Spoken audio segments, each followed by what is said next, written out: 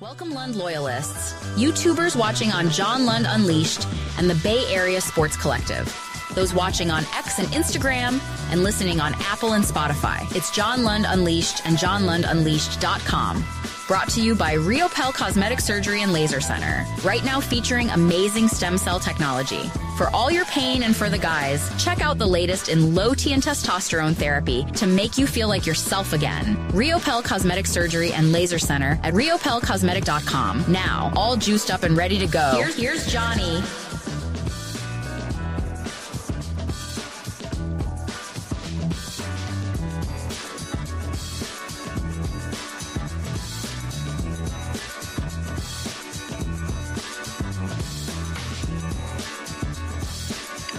A Friday potpourri. You can see it right there. There's Steph Curry injury. That's not good. Gonzaga big over Georgia. How many Sweet 16s have they been in a row?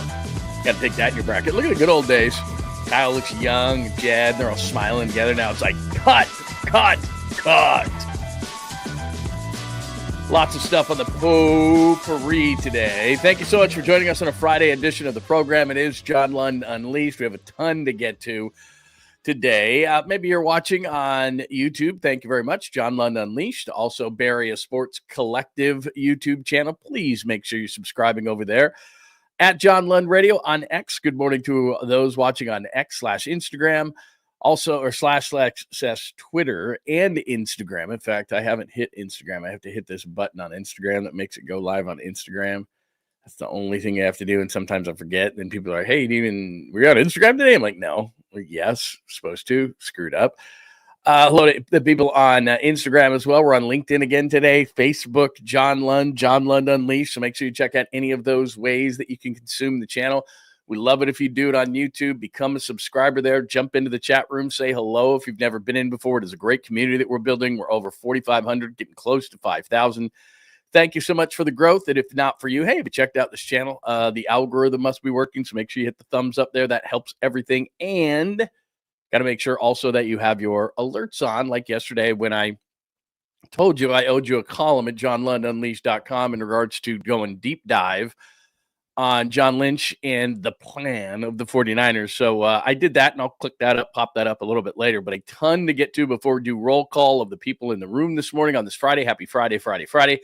Day 2 of March Madness. So episode 94, we get a little bit into the madness, but the big thing is Steph Curry laying on the floor last night. You never like to see that. The Warriors do survive. That's 16-3 with Jimmy now. Back to Denver on the bracket. It just seems to be like a magnet, and that seems like it's going to happen, but you certainly hope not. Updates on Lynch and Aiyuk after I got off the air yesterday. Kind of interesting. All quiet on the Purdy front, and I'm not saying people are making stuff up, but because it's been so quiet, people are not really, there's no news, but there doesn't stop people from talking. So play that for you. One thing on Kyle, this is a vocal minority. I'll get into that conversation. Good piece that Buster Olney wrote about Buster Posey. Buster Posey on ESPN.com. Not a lot of new, but it just sparked something for me. And then I don't know if you're watching Severance. Apparently the finale is tonight, and my wife and I watch that every Friday, one of the few shows we watch together. Don't know if we'll get to it tonight because I got to watch the tournament, but it's such a strange show. But I think it's been renewed, and B, the finale I think is tonight. And then of course, random things that happen throughout the show. If you're new around here, I go to the chat line, I get, it triggers something in me, and then I start talking about a lot of different things. We try to get off the roadway, back on the roadway. It's like a long road trip. Here for a couple of hours, and then we get on and off the ramps. But I try to keep it tight, and I try to keep it by that chalkboard. And by the way, Walter, if Walter is in the room, I did get Walter's thing. He actually did a whole video and stuff for an idiot like me to make sure that I've got everything going. He's like, here, check this out. Here's what you got to do to have the chalkboard work the way that it's supposed to do. And then you can you can scratch stuff off, and then people know where you are. I'm like, that's a great idea. Good morning to Hurley Bird this morning. John Holmes. Good morning, Savages. We are Savages this morning. It is great to see Fiend in here. Tacky is in here as well. Vernon, good morning to you. Jazz fan. It is a great Friday. It is a great Friday today. Ernesto Ron. Good morning, Ernesto Ron. Crawdad is here saying happy Friday to people. Bucko Sports. El Señor. Very nice. Very nice to see you. JP from the 510. Thank you for making an appearance. Dom, absolutely great. I'm going to see you, Dom, and meet you when I go down for Pauly and Creative Tony when they're going to be at the pizza joint close to Oracle Park. Sports Girl for Life is here. Good morning, Christopher. Hello, hello, hello. By the way, I owe my Lund loyalists a chat, so I'm going to send that out to you. I have all your emails now. I'll send that out, and let's see if we can put something together. Do that before the end of the month. Colin, good morning, good morning, good morning. What else do we have in here this morning? Lindbergh is here. JJ Raider is here. Did I mention Jazz Fan? Yeah, I think I did. Anyway, hello, hello, hello. Oh, and we are still taking – oh, great. I'm popping off the board again. John, show name, Evening Tales and Ales. That's not bad for our Giants show. It's not starting tonight. It's going to start when the regular season starts for the Giants, but that's going to be really fun. And Krug and I are going to have a bunch of fun with it. Friday nights, like a giant orange Friday, but actually with beers and just hanging out. It's going to be a good time. So anyway, good to see you. Good idea. Keep those coming. I'm going to have to fix that again. I don't know why that's so screwy that I get knocked off the board. Last week it was happening. I thought I fixed it, but apparently I didn't. But whatever. That's not that big of a deal. All right, good morning to everybody. As we did that quickly, 6 minutes into the show, and there you go right there. There is your show cover. So Steph Curry on the left hurt. Gonzaga was very impressive, and if you didn't take them deep, that's a you problem. What is it? A million straight years in the Sweet 16. And we'll get into John Lynch, the plan. I wrote a piece on that. In fact, let me just do this. I know it's not at the top of the board, but I always have to promote the website when I put something new up there. So I just want to make sure that you all check that out. Right. Is that right? No, that's not the right one. That's it right there. I think I need to share that part. There it is. 49ers plan is draft or bust. Can they pull it off and save the offseason? That's the piece that I wrote. And there's a video. I just clipped a piece from the show yesterday, just a piece that we talked about it. Subscribe. Hi, Jed. All that kind of stuff. But anyway, there's Lynch. We've got this thing called the draft. We've got a lot of pride, and I think the thing should know that we have a plan, and we're going to execute that plan, blah, blah. Talked a little bit about yesterday. That's who they've signed. You know that. That's the ugliness of what the starters look like. Remember, anything under 70 is not a good grade. Think about it like schools under 70, not great. And so if you look at we've talked about this, but there's Bosa there, Warner there, and then a bunch of stuff under 70. Offense, much better. When this guy gets healthy, that's going to be nice. We got to fix right there. I know that you hate this guy, but he might move there. So anyway, this guy's really good. This guy's going to bounce back. This guy's getting a new deal. So anyway, offensively doesn't look nearly as much. And then I go through the areas of need in order, and I actually gave you a few names for each one of those for the draft folk. And then I went through this yesterday on the show. The 1986 draft was their best, and they've got a lot of good ones, the Niners. Went through that, did my little chicken scratch, 8 contributors and a Hall of Famer. That's about what they need, as crazy as that sounds. That's their best draft in 19. Bosa, Debo, Wishnowsky, Greenlaw. School was around for a while, and that's not even going to suffice this year. So anyway, good piece. Check it out. It's got the little video where I just cut out a piece of the show. I think it's maybe 15 minutes of that and that. So the plan, the 49ers draft plan is draft or bust. Can they pull it off and save the offseason? That's up right now at johnlundunleashed.com. If you would take a look at it, that would be outside. Let me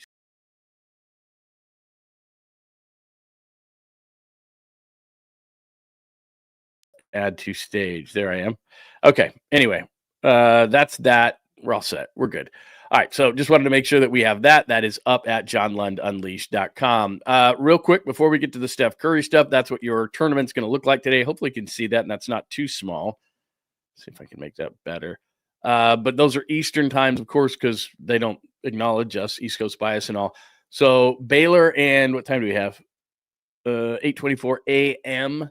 right now, Pacific time. So 9:15 for Baylor and Mississippi State. I don't know if you're going to be leaving me.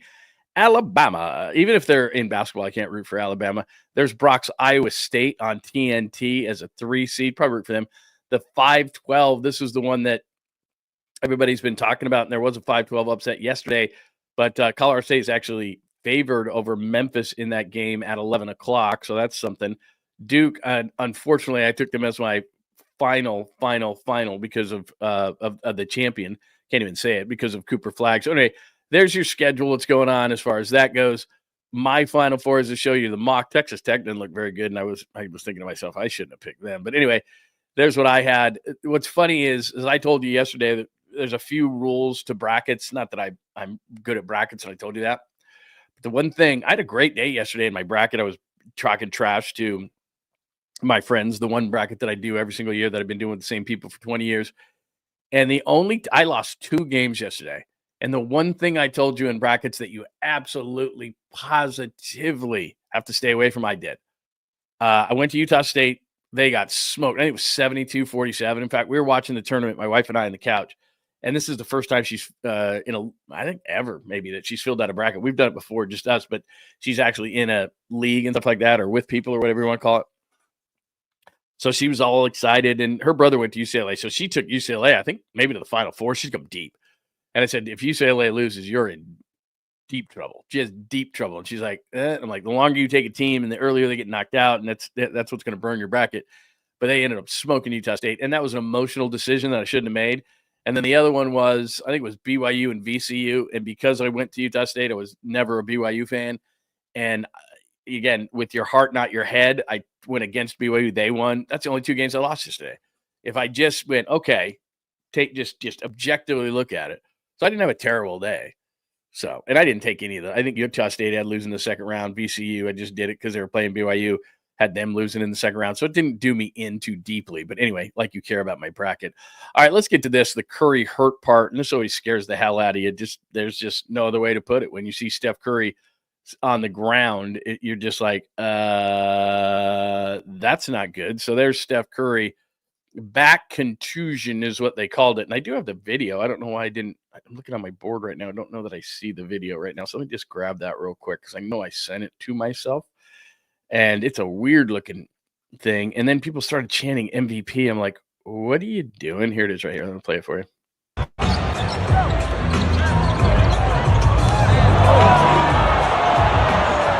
Hold on once. Oops, I just took it out of the studio. I'm having a great day.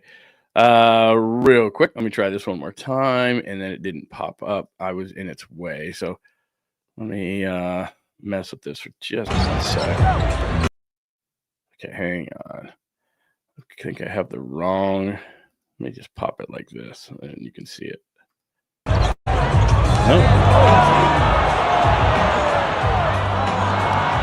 There we go. Try this one more time. Because you can see him land on the ground, but then people start chanting MVP. It's the weirdest thing ever.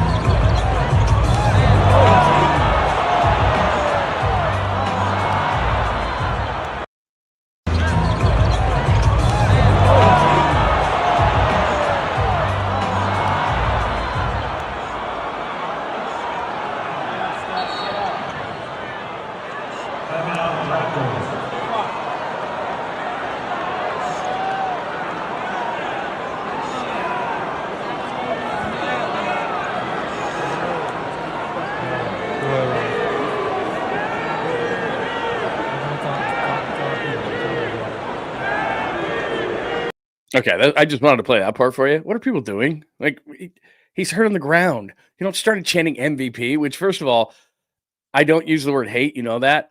I can't stand when people do MVP. It's not going to influence anything. We get it. You love the guy. I guess that's the only way you can give the guy feedback. But, like, the guy's hurt on the ground. You know? Like, just show some respect. Just shut the hell up. Like, just shut up for a second. MVP! Like, Curry's laying on the ground going, shut up. Like, seriously. MVP! And it got louder and louder throughout the arena. And I'm just sitting there going, what are you doing? Like, you're chanting MVP at a guy that's, like, rolling around on the ground that's hurt.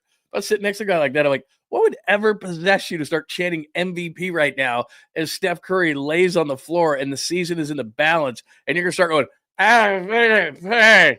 Like, jeez. You kidding me? Anyway, they did. The Warriors did survive. Here's Mark Spears after the game. Let me play, at the risk of screwing this up, let me play a little Steve Kerr for you. Steph. Getting an MRI right now. I just kind of fell pelvic, tailbone area. So he was trying to come back. He thought he might be able to come back, and we just decided not to risk anything. And so hopefully it's not bad, but he's getting imaging right now. He had a similar injury. You probably remember a few years ago. Have you talked to him at all? Did it, I have not seen him. He's by the time we got down there, he was already gone. Getting. Okay, so there's the latest. That's from Steve Kerr. This is from Mark Spears, our good friend, Warriors head coach. You heard that part. Then he says Curry missed 5 games. That was Anthony Slater asking that question from The Athletic. And Mark Spears followed up with it. Curry missed 5 games after having a pelvic injury in Houston in 2021. And my fear would be, and I'm going to play a cut for you from Jimmy Butler, but as we look right now, as we do this every single day, and maybe you're like, dude, you're getting way too obsessed with this thing with the bracket and all this kind of things. And it just seems like, first of all, I'll go back to the bracket in a second. But here's the standings as we speak, you and I right here. So the Clippers are just 1 game back. Minnesota's 2 games back, as you can see right there. My fear is Steph Curry misses 5 games at this particular point of the season. We are 70 games into the season. There are 12 remaining. If Steph misses 5, then he's missing almost half the remaining games. And look, the way Jimmy Butler has played, I get it. They're 16-3 since Jimmy Butler arrived. When Jimmy plays, they're 16-2. So they're more well equipped than they've ever been, maybe ever. Since Steph has been here, just in terms of Jimmy Butler can step up and he can lead a team, and it's not really a problem, but Steph Curry is Steph Curry. There's no doubt about it. So he misses 5 games, and all of a sudden the Clippers, who have won 4 in a row, and Minnesota was hot before that. They had won 8 in a row before 2 kind of inexplicable losses, but that's only 2 in the loss column, and for the Clippers, that's only 1. And if you notice, and maybe I'm just being way too I don't know, pessimistic isn't the word. So I'm not being pessimistic. Maybe I'm just being a little too scared because Phoenix does suck. But there's Phoenix kind of slipping into the bottom of that bracket, and you just don't want to mess around. You don't want to mess around with the Timberwolves getting hot or the Kings who have knocked you out in the play-in, or you just don't want to have a play-in team. So that's where the nervousness, I guess, of the Steph Curry injury jumps in. Is as hot as they've been, as good as they've been. We've talked about this almost ad nauseum. That there they are, right as that line indicates, barely ahead of the Clippers, barely ahead of the Timberwolves. And now there's 12 games remaining in the season. And Steph in 2021 missed 5 games because of a similar type of injury. So we'll see on that thing, but it is absolutely huge. And then as far as the bracket is concerned, this just is so weird because for a minute, the Lakers dropped down into this thing. When the Lakers win last night, or excuse me, Lakers did not play, whatever it was. Anyway, bottom line is the Nuggets and Lakers have the same amount of losses, so it's not a big deal. But for a minute, okay, I'd rather play the Lakers. The Nuggets are back in the 3 seed, so it's a 3-6 against the Nuggets. Nobody wants to play the Nuggets, so that's the latest as far as NBA standings are concerned. But the Steph Curry thing is real in terms of just being nervous because of a situation with Steph Curry. 12 games remaining. If he misses a number of games, you're like, oh. And if he's playing in the play-in game, then that's just the NBA loves it. And when you're a team at the bottom of it, you love it too because, hey, it's our chance to get in. I'd rather have a chance to get in and play in a one and done or something like that rather than just not be in. I get that. But as you look at it from the Warriors' perspective right now, they're a pretty good team. But I think they got to stay in the play-in to do anything, even though if they play Denver in the first round, I'm not optimistic at all. So Curry hurt. Warriors survive 117-114 versus Toronto. I'm not going to delve too much into that game, although I don't know if you saw the box score. Is 14 3-point attempts for Draymond a career high? Because it's got to be. He was 5 of 14. I like that Draymond is better from the 3-point line, but hold on. I mean, even without Steph Curry, he's shooting about 33% from the 3-point line. If you got an open corner 3, dude, shoot that all day. It's fine. Hit it. You should be applauded for the improvement that you've made from an absolute bricklayer and mason to a guy who's competent from the corner. And that's the best thing I can say about Draymond. And when he hits early threes, like my wife and I watch the Warriors, and if he hits an early 3, I'm like, oh no. And she's like, what? Like, no, he's going to bomb threes tonight. Like he thinks he's on. And he likes the top of the key 3. I like it when he's in the right corner 3. That's the one that he should shoot. 14 threes. I know he had 21 points last night. Give it up to Draymond in a game in which Steph Curry gets hurt. And I know that Jimmy Butler's going to step up. And Draymond, to his credit, has become a much better offensive player. If you don't stop the ball, he's going to take it from, their basket to your basket. He's going to go end to end on that thing. That's cool. He's competent inside. He can do some things, but he's still not an offensive player. And so when I see him take 18 shots and 14 threes, he went 5 of 14 from 3. I'm like, ugh, I don't love that. That can't be the game plan. So there's that. But they end up winning last night. I'm not overly concerned about that. Everything I'm thinking is, how long is Steph Curry going to be out? And you know what the organization is going to do because this is what they do. They're thinking long term. Now, if he's fine and it's not a big deal, then okay. But now they're going to hit the road. These are games that a lot of them they should win on this upcoming road trip. But if Steph Curry's not in the lineup, as much confidence as I have in Jimmy Butler to be a leader and a number one and an alpha, which he is, Steph Curry's out of the lineup. Podziemski's going to jump in. He's got to be better. He has been very good since a little bit of a slump to start the season. So, he's going to take his place, those kind of things. There's depth on this basketball team. You look maybe to a Jonathan Kuminga and say, all right, with Steph Curry out, can you give us an extra few? Can you give us a little bit of a push? Don't push too hard. Don't play out of, just play your game. But we might need a few more from you, a few more from this guy, a few more from that guy. But he's Steph Curry. He tilts the court. He makes everything easy. I'm telling you everything you already know about this guy. But if it's like 2021, like Mark Spears says, and he misses 5 of the final 12 games, then that playing thing is very much in play. And you're like, oh, no. And the Clippers slip by, and all of a sudden, you can get in one. Like you play the 7-8 matchup, and you can get in one game, and then it's no big deal. Then it's the 7 versus the 2. And if Houston's the 2, then I actually might like that better. But if you lose some reason, somebody gets hot and you play somebody, and all of a sudden, let me share the screen just one more time in terms of the standings are concerned. And let me just get by my obsession with this bracket real quick and go to this. So right now, let's just say you slide down to the 7. Okay, so now you play conceivably Minnesota. You win that, then, okay, you're the 7 seed, no big deal. But if you don't and somehow Minnesota beats you, then all of a sudden now you're messing. Now, let's say the Suns get by the Kings, and now, it's Kevin Durant and Devin Booker. And you got to win that game to get into the playoffs. And it's like, and they're not good. Phoenix is not good. I'm not saying Phoenix is going to go anywhere should they make the playoffs. But one night of Kevin Durant, Devin Booker, Bradley Beal, Durant could go crazy. Durant could get you a 50 burger and be like, sorry, you're out of the playoffs. I just don't like those kind of scenarios when we're talking about the Warriors and saying, okay, how deep can they go? Because conceivably, I know you don't want to do this, but I mean, you drop to 7, and as the rankings or as the standings are right now, you play the Rockets. That's pretty good. But as you see right now, 25 losses Rockets, 26 losses Nuggets, 26 losses Lakers, 27 losses Grizzlies. That thing can flip 2-5. So you don't know who you're going to be playing 2-5. By the way, Oklahoma City, not that this is a big news story, but they did clinch the top spot in the Western Conference yesterday. So that's what that is. So anyway, from 2 to 5, really, it can fluctuate. The Warriors, I think 4 games with 12 to remaining, especially with Curry potentially out. I don't think that's going to happen.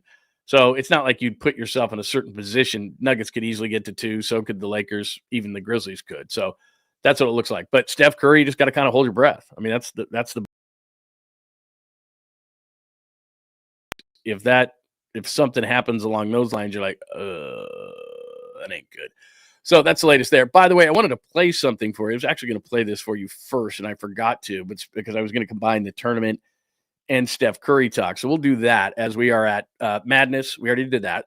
Curry hurt. Golden State survives. 16-3 Jimmy back to Denver with my obsession with the bracket. But before we're moving on to some NFL talk and look at your thoughts on the comment line on Steph Curry, I am curious. When Curry goes down like that and you're watching the game, what goes through your mind? Because remember, the ankle issues, of course.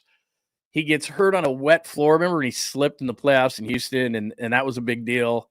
He started the playoffs a couple of years ago coming off the bench. There was kind of those kind of things. So Steph has gotten hurt before. Steph has had issues before as far as those things are concerned. But you need a healthy Steph Curry. I don't care what Jimmy Butler's doing. But this is pretty cool. So 17 years ago today, let me pop up the box score first.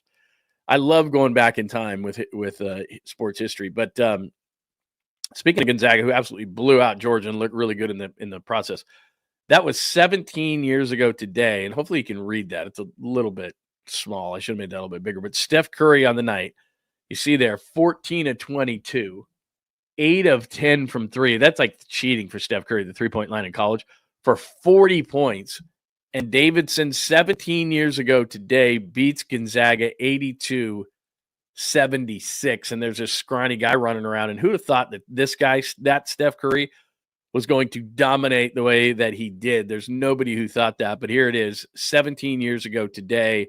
There you go. Steph Curry gets 40 17 years ago today. Who would have thought? Honestly, you see this scrawny kid, young looking guy, And that happens in college. We've seen NCAA tournament a million times, all sorts of names that you never hear from again, or they go over and play in Europe or whatever. And I remember watching that game, and I remember thinking to myself, yeah, this guy's good. I mean, he's a really good shooter, and, this is a really cool story, and it's Davidson, but we're never going to hear from this Curry kid again. And then he gets picked by the Warriors, and you're thinking, yeah, I know he can shoot, but look how skinny he is. He looks like he's 12 years old. Like, nobody thought that Curry was going to do this, right? I mean, that's cool to go back and watch that because it's the first time, like, he's on the big stage, and everybody sees it, and everybody's like, oh, okay, this guy can play. But to this level, I mean, nobody. And we've had Don Nelson on tons of time, and Nelly claims that the way that he had the draft that year, 2009 draft, was he had Blake Griffin 1. He doesn't lie and say that he didn't. He had Blake Griffin number 1. He had Steph Curry number 2. And he's the one. Look, there was a lot of guys involved in the Steph Curry, and they had to get incredibly lucky. We know the story about Minnesota taking 2 point guards behind him. But we also know, too, through the years, that Steph and Dell and they didn't want to come to the Warriors. And who could blame them? The Warriors stunk for years. You don't want to go to a bad organization. They wanted to go to the mega stage in New York, which was the next pick. And they ended up getting a forward from Arizona, Jordan Hill, I think was his name, something like that. But anyway, and then Curry goes 7 to the Warriors, and the rest is history. But who'd have thought at that particular time that you're looking at this guy that's just like, that's the guy that's going to like turn the Warriors around. It's like that kid that looks like he's 12, that looks like he weighs about 150 pounds, that guy? Nah, we've seen a million guys in the NCAA tournament do that, and then they turn into nothing. So anyway, real quick before we get off the Warriors, and I'll hit up some comments on your thoughts when you saw Steph Curry go down yesterday. Here is Jimmy Butler on what has to occur if Steph Curry is out for any length of time. I have to play. It is. But if it isn't, that's just more perfect basketball that we're going to have to play. We can't afford to turn the ball over. We can't afford to foul because we don't have the one individual that can like automatically get us back into the game. But we want the guy. We want our guy with us. The thing that's cool about that when you hear Jimmy Butler say that in such a matter-of-fact way is it's kind of like the players police the locker room, right? The players, Steve Kerr can say it till he's blue in the face, stop turning it over. And for a million years, we've seen the Warriors, not a million years, for the Steph Curry era when they got really, really good. They started to get really, really good. And then there's moments of Harlem Globetrotterism on this team where they just get so loose with the ball. And you think to yourself, if they just played back in those days, and they're not at that level now, but still, a lot of nights they will beat themselves. You won't beat them. They'll beat themselves. Turnovers, careless plays, stupid shots, bad shot selection, lazy, lethargic defense, those kind of things. Where they just say, we're not really into it. Like last night against Toronto, they weren't really into it. And I understand. Steph Curry gets hurt, but Toronto shouldn't have been hanging around. Toronto has nothing to play for. They got the golf clubs in the car. They're like 10 games left. Oh, yeah, this is great. Let's get the hell out of Toronto. It's cold. Let's go. Let's go to the Bahamas or Cancun or whatever. Those guys, they're only in a game if you let them in a game early and they get a little confidence and they're like, I guess we got to play hard tonight. So as Jimmy Butler said, if they play a cleaner game, and you can just go back to earlier this week. So Jokic doesn't play on Tuesday, and they get beat, and they're just sloppy with the ball. They look over at the Denver bench, and there's Jokic, and there's no Murray, and then I guarantee. I even said this Wednesday, and like I said, I am not the great predictor. I'm not Nostradamus, and I look at the Milwaukee game before the game, and I said, you know what? They're not going to have Steph. They're going to win. They're going to beat Milwaukee. They lose to Denver. They got everybody, and Denver doesn't have Jokic. You look at Milwaukee the next day, I'm like, all they're going to do is just tighten up the ship. They're just going to tighten it up. And that's exactly what they did. So they can control how they play, how to control they play, all those kind of things. And if Steph is out for 5 games, I'm still holding my breath, and I'm hoping it's only that amount like it was in 2021, or maybe it's not even anything. But if it is with 12 remaining, you'd look at a guy like Jimmy Butler and he just says, look, we got to tighten up the ship. Steve Kerr can say that again, and again, and he has. And it doesn't resonate the way that it does when you have an alpha male like Jimmy Butler saying point blank and in matter-of-fact fashion like he did just a minute ago, you saw it and heard it, is, look, we're just going to tighten this up. We're not going to do this and this and this. We're going to do this, this, and this, and I expect that the Warriors will. Now, does that alone make up for the loss of Steph Curry? It does not. But you know this from watching sports for many, many years, and I'm just going to tell you something you already know, but just remind you, for a short period of time, teams can survive without key players. In the long term, it's going to bite you. In the short term, which is 5 games, and you're going to hit the road, yeah, they can do this. But you want to have them back, but they just got it. There is the margin for error has shrunk. Let's just make it that easy. The margin for error has shrunk but I understand Jimmy Butler, and Jimmy Butler's a guy that's going to do those kind of things, and he's going to make it happen. So there's that. All right, we're going to get into the Niners in just a minute. I'm going to hit the comments line in just a second. When you see Steph Curry laying on the floor, what flashes in your mind as a Warriors fan? But let me tell you about Dr. Riopel. Dr. Jeffrey Riopel would be a great time to give him a call or click on that QR code that I just showed you. Riopel, Cosmetic Surgery and Laser Center. I tell you all the time as I show you the QR code, all you got to do is click on that. You can get an appointment right now. Now, I'm doing this testosterone replacement therapy, which is very simple. It is not Barry Bonds. You go in, you take a quick blood test. They determine what you need. They're not going to just say, oh, let's just throw you this amount. No, it's actually doctor supervised. And Dr. Riopel, as I told you yesterday, one of the first in the entire state. And I'm going to tell you about that in just a second as far as the stem cells are concerned. But he just does an awesome job. And I've actually had this done at other places. And I'm so much more satisfied because, first of all, I don't have to go in every single week. He does one procedure, takes the blood. They give you the exact dose that you need to get back feeling like yourself. If you're lethargic or tired or you can't lose weight or you're irritable and all those kind of things, that means low T. And so he's gonna take your blood. He's gonna give you the exact amount that you need. It's a quick procedure, and then you don't have to worry about it for months. It's awesome. And then, as I said, Dr. Riopel does the stem cell treatment. And I told you yesterday, and I've played the video for my wife where her elbow is feeling better, her shoulder is feeling better. Earlier this week, about 2 days ago, she did her foot with the stem cell therapies, which is basically the PRP, and then they put the stem cells in there, and you're feeling great. And he told us a story that we didn't even know because he has a sports medicine side, does Dr. Riopel, and he did this on Bartolo Colon. It was one of the first ever to be done to an athlete in the state of California. Dr. Riopel was one of the first to do it, and he did the stem cells, and I think the results speak for themselves. When did Bartolo retire? Like 75? Dr. Riopel did Bartolo Colon with the stem cells. So check it out today. Make that appointment. Dr. Riopel is one of my good friends. We've been going there for years for all sorts of different procedures, but stem cells is going to make you feel better. So click right there on that QR code, and that'll take you to the website. Then you can make an appointment yourself today. And that's our good friends and fine sponsors, Dr. Jeffrey Riopel, Riopel Cosmetic Surgery and Laser Center in San Ramon. If you're in the Bay, if you're in the East Bay, absolutely great. If you're not in the East Bay and you're like, kind of a drive, I'm telling you, for the stem cells, 100% worth it. For the low T treatment where you don't have to go in every single week, 100% worth it. Riopel Cosmetic Surgery and Laser Center. So make sure that you check them out. All right, let's hit up the comments line. A lot of things to do. And like I said, we are at the point of the show. And let me just click this down that we were just talking about Curry. And we'll get into what I wrote with Lynch. We're at the back to Denver, 16-3 Jimmy. Golden State survives. Curry hurt. Madness on episode 94. We'll get to Lynch Aiyuk in just a second. I have some supers that I have to get to. Remember, anytime you want something guaranteed to be read on the show, just hit me up with a super like Harry Johnson. Good morning, Johnny. Good morning, Harry. I hadn't seen Harry Johnson in a while, so it is great to see Harry Johnson here. Actually, Harry, you did 2 of these, so I owe you, man, because you got 2 at Morning Johnny. They got you twice. So keep that up there for a minute. Good morning, good morning, good morning to our good friend, Harry Johnson. Some other things going on today. What do you think? When Curry goes down, are you just like, let's see, what else do we have this morning? Bartolo.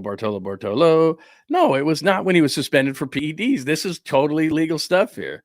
Legal, 100% legal. They're like, was it PEDs? No PEDs here, man. No, absolutely not. That wasn't it.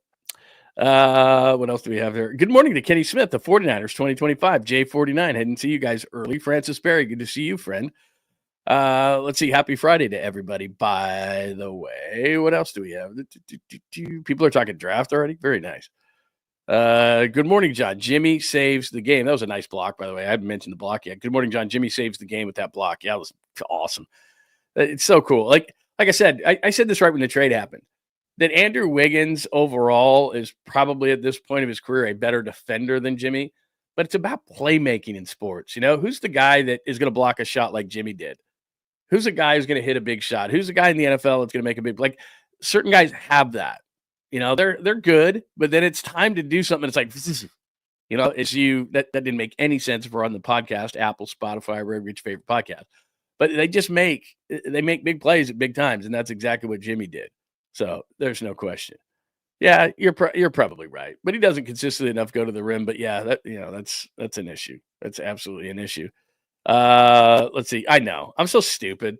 I knew that. Like yesterday, I missed 2 games yesterday, and it was because of my going for Utah State, which I know they don't win in the tournament.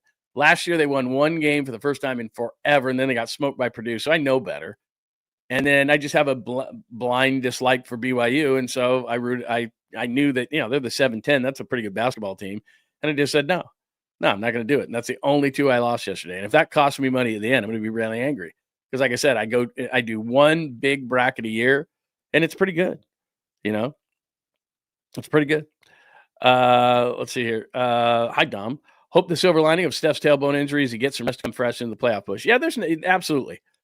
As long as they stay out of the 7, I don't disagree with you on that. I don't disagree with you at all because a lot of times for Steph, it's just why these things keep popping off like that. But if he can get some rest and Jimmy Butler can step up and they can remain where they are and just stay out of that play-in, then I'm good with that.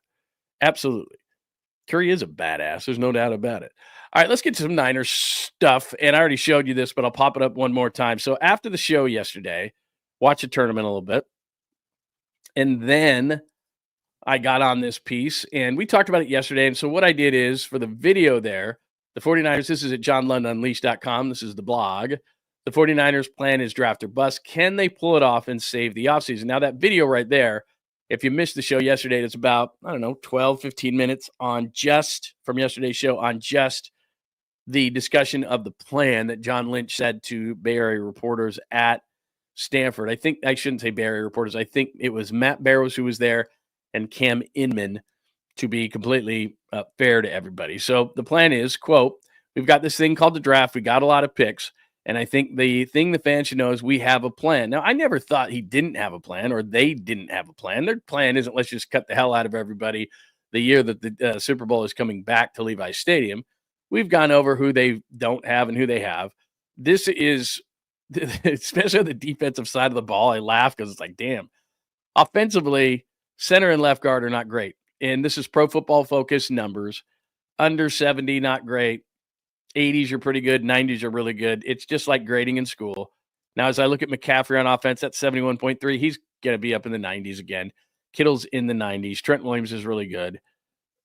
Jennings was really good. Aiyuk, if and when he's healthy and on this team, he was a 74.6. He's a guy who's in the 80s normally.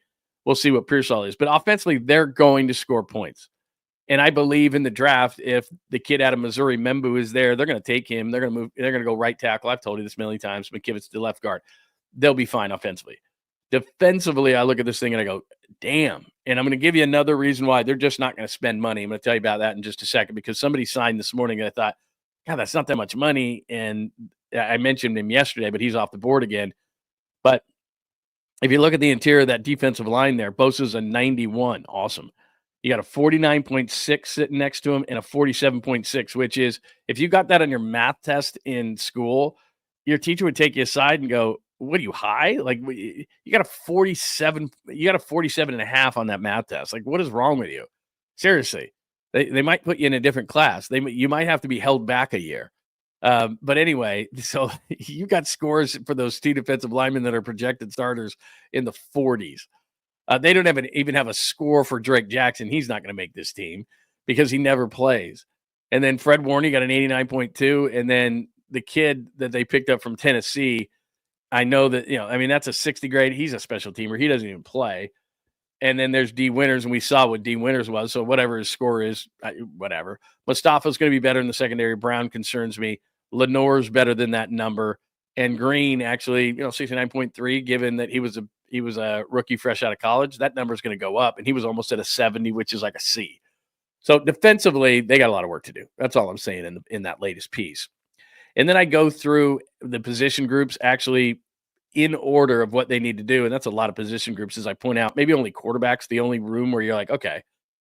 And then as I pointed out yesterday on the show, there's their best draft of all time, and you could debate it. 81, there's a number of good drafts, but as far as depth and quality, you got a Hall of Famer there in the 4th round and Charles Haley. Those guys are Super Bowl guys. Tom Rathman, Tim McKyer, John Taylor, Haley, obviously, Steve Wallace, Don Griffin. Those were all starters on Super Bowl teams. And then Kevin Fagan and Larry Roberts were really good depth pieces along the defensive line. So that's an amazing draft. And the reason I pinpointed is for John Lynch's plan to work, like he's saying we got a plan, that would have to be the result of the plan. Is like 8 good players, 6 really solid starters, 2 contributors along the defensive line, and a Hall of Famer. Now, it doesn't have to be that good, no. But you say to yourself, okay, could they do it? Well, their best draft is right there. Nick Bosa, Deebo Samuel, Mitch Wishnowsky, Dre Greenlaw. That's their best draft. And I want to be positive about the whole thing, but the biggest indicator of the future is the past. And the past is, okay, they've had some really good guys. They've drafted some really good guys. 3rd round, Fred Warner. 5th round, Kittle. 5th round, Dre Greenlaw. 7th round, Brock Purdy. 7th round, Juwan Jennings. They've done that. But they've also had, as I point out there, a Dante Pettis, a Reuben Foster, a Solomon Thomas, Javon Kinlaw, that I mentioned him, a Trey Lance. So I don't know. If the plan is the draft, there's been a lot of ups and downs. It's been a roller coaster ride when it comes to the draft. So do I have complete confidence in John, Kyle, the front office? As I put right there, and that's at johnlundunleashed.com. So take a look at that, and you can check it out, and you can listen to the video as well, or watch the video, I should say, if you didn't see it yesterday. But it makes me nervous in that that's their plan. Okay, their big plan. Let me get myself back up here. Their big plan is draft or bust. And here's another thing that happened yesterday. So I mentioned this guy's name yesterday. It's becoming more and more clear by the day that they're just not going to sign anybody. Nobody. Doesn't matter. So Charles Omenihu goes back to the Chiefs 1 year worth a maximum of $7 million. That's not even very much money. I know it is to you and I, but it's obviously a low base with a lot of incentives. That's what you're going to see at this point of the process. You're not going to see big-time contracts. For me and you, yeah, that's awesome. But a defensive lineman who can play inside, outside, probably play, 60% of your snaps, maybe even more, depending on the certain day and injuries and everything else. Omenihu right now would absolutely start for the 49ers at defensive tackle. So a starter who would probably play 60% of your snaps right there, maximum $7 million. You know the guy. I'm sure you like the guy. He played well here when he came over from the Texans. Maybe they just had no chance at him, but obviously, as long as it took to sign him, he's sitting around going, is someone going to top this deal? It's not a huge deal, but what it indicates to me is there's a guy, and I talk to you about connections all the time, right? Look at the guys with connections, whether it's a trade, free agency, whatever the case may be. They had a connection to Charles Omenihu. They have 2 guys I just showed you that are in the 40s that right now are going to play defensive tackle. This is not going to be all solved by rookies. It just isn't. You're going to have to get some guys who are cheap, put those rookies in there. You're not going to have 2 rookie defensive tackles and a rookie linebacker and a rookie free safety and a rookie left guard and a rookie wide receiver and a rookie. They're not going to use all 11 picks. That's not the way back to relevancy. Now, yeah, can you hit 8 of them like you did in 1986? Probably not. Can you hit 4 of them like you did in 2019? Really good ones? Yeah, that's possible. You could hit 4 really, really good ones. Okay, well, you need, as I just showed you there, you need a lot more than 4 players to come in here. So whether Jed likes it or not, there has got to be some combination. The point is that the draft can't be everything. Can it be a really big chunk? Yes, it can. Just like last year. They had a great draft last year. They had guys who were going to play on this team for a long time. I think Pearsall is going to bounce back. Renardo Green is a starter. Malik Mustafa is a starter. Dominic Pooney is a starter. That's a pretty good draft. They got, 3 or 4 starters out of that draft? That's considered a good draft. If they could do that again this year, 3 or 4 really good players, that's a really good draft. But by my count, you need 3 defensive linemen. You need a linebacker. Okay, we were told there's no math in this class, but now we're to 4. Probably need a free safety. That's 5. Could use another corner 6. Could use a left guard 7. Could use a center 8. Could use depth at running back 9. Need another receiver, Aiyuk or not, because he's going to be hurt. That's 10. So, and I know you're sitting there going, well, there's 11 picks. You're not going to hit 11 picks. You're not. I mean, the greatest draft the 49ers ever had, they got 6 starters out of 86, including a Hall of Famer and 2 rotational defensive pieces. You hit 8. That's as good as you can do. Where is that going to leave you? And rookies are going to make mistakes. It's fine. That's the way to do it. That means cheap labor. That means all these different things are tremendous. But when I see and maybe they were just never in on them, But and I'd love to ask John Lynch that question, but did you ever make the call to Amenahu and his people? Because your defensive line is the worst in the NFL right now. The worst. We don't have there's no game tomorrow. It's not September. We're in March 21st. So there is no game tomorrow, and there is no urgency at this particular point because you've got some time here. But they have to, at some point, augment their plan of the draft with somebody, with a veteran here or there. And I thought to myself, well, man, who's played here? He can play inside. He can play outside. He's like 6'6", 290, like perfect. Inside, outside, give you snaps at both places. A guy who could be, a leader, that kind of a thing. He's with Bosa. They know him. It makes sense. $7 million tops on that deal. Probably a base. I don't know. We'll look later. Maybe a base of $3-4 million. And then he's got a bunch of incentives that says it could take it up to $7 million. That's a screaming deal for a guy who's been here. Nope. I didn't hear any interest. Now, maybe I'm wrong. But there's like, look, we're not, unless you're a special teamer, clearly, and you're incredibly cheap, like a Mac Jones was at 2-7, or Juice comes back at 2-8. And I'm sorry, I know everybody loves Juice. I'd rather have Charles Amenahu for 1 year at $7 million than I would for Juice 2-8. You already replaced him with Luke Farrell. That's a whole nother story.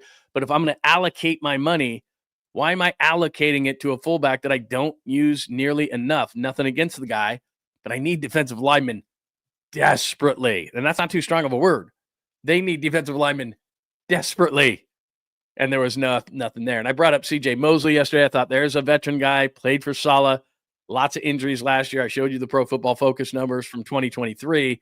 He was really, really good in 2023. But do I expect him to sign here? No, I don't. Because they're not signing anybody. Now, maybe after the draft, maybe they'll see some guy, some guys will slip through the cracks. You draft some guys, you release some guys because you got new guys on your team. And maybe that's part of their strategy of, okay, we'll draft guys. And then wherever there's cracks, and there's still going to be many, then we'll try to bring in some guys in incredibly cheap numbers there. But the Amenahu deal, that's a pretty cheap deal. And he can play inside, outside. It's just not to repeat myself again, but man, I looked at that yesterday and I'm like, they're just not signing anybody. They're just not going to do it. It's all draft. And then after the draft, those guys who get cut because new draft picks took their spot, maybe then they go in and that's when they spend a couple bucks. I don't know. This is yesterday. Let's move over to Purdy quiet. So we did Lynch. Oh, I didn't do the Aiyuk part.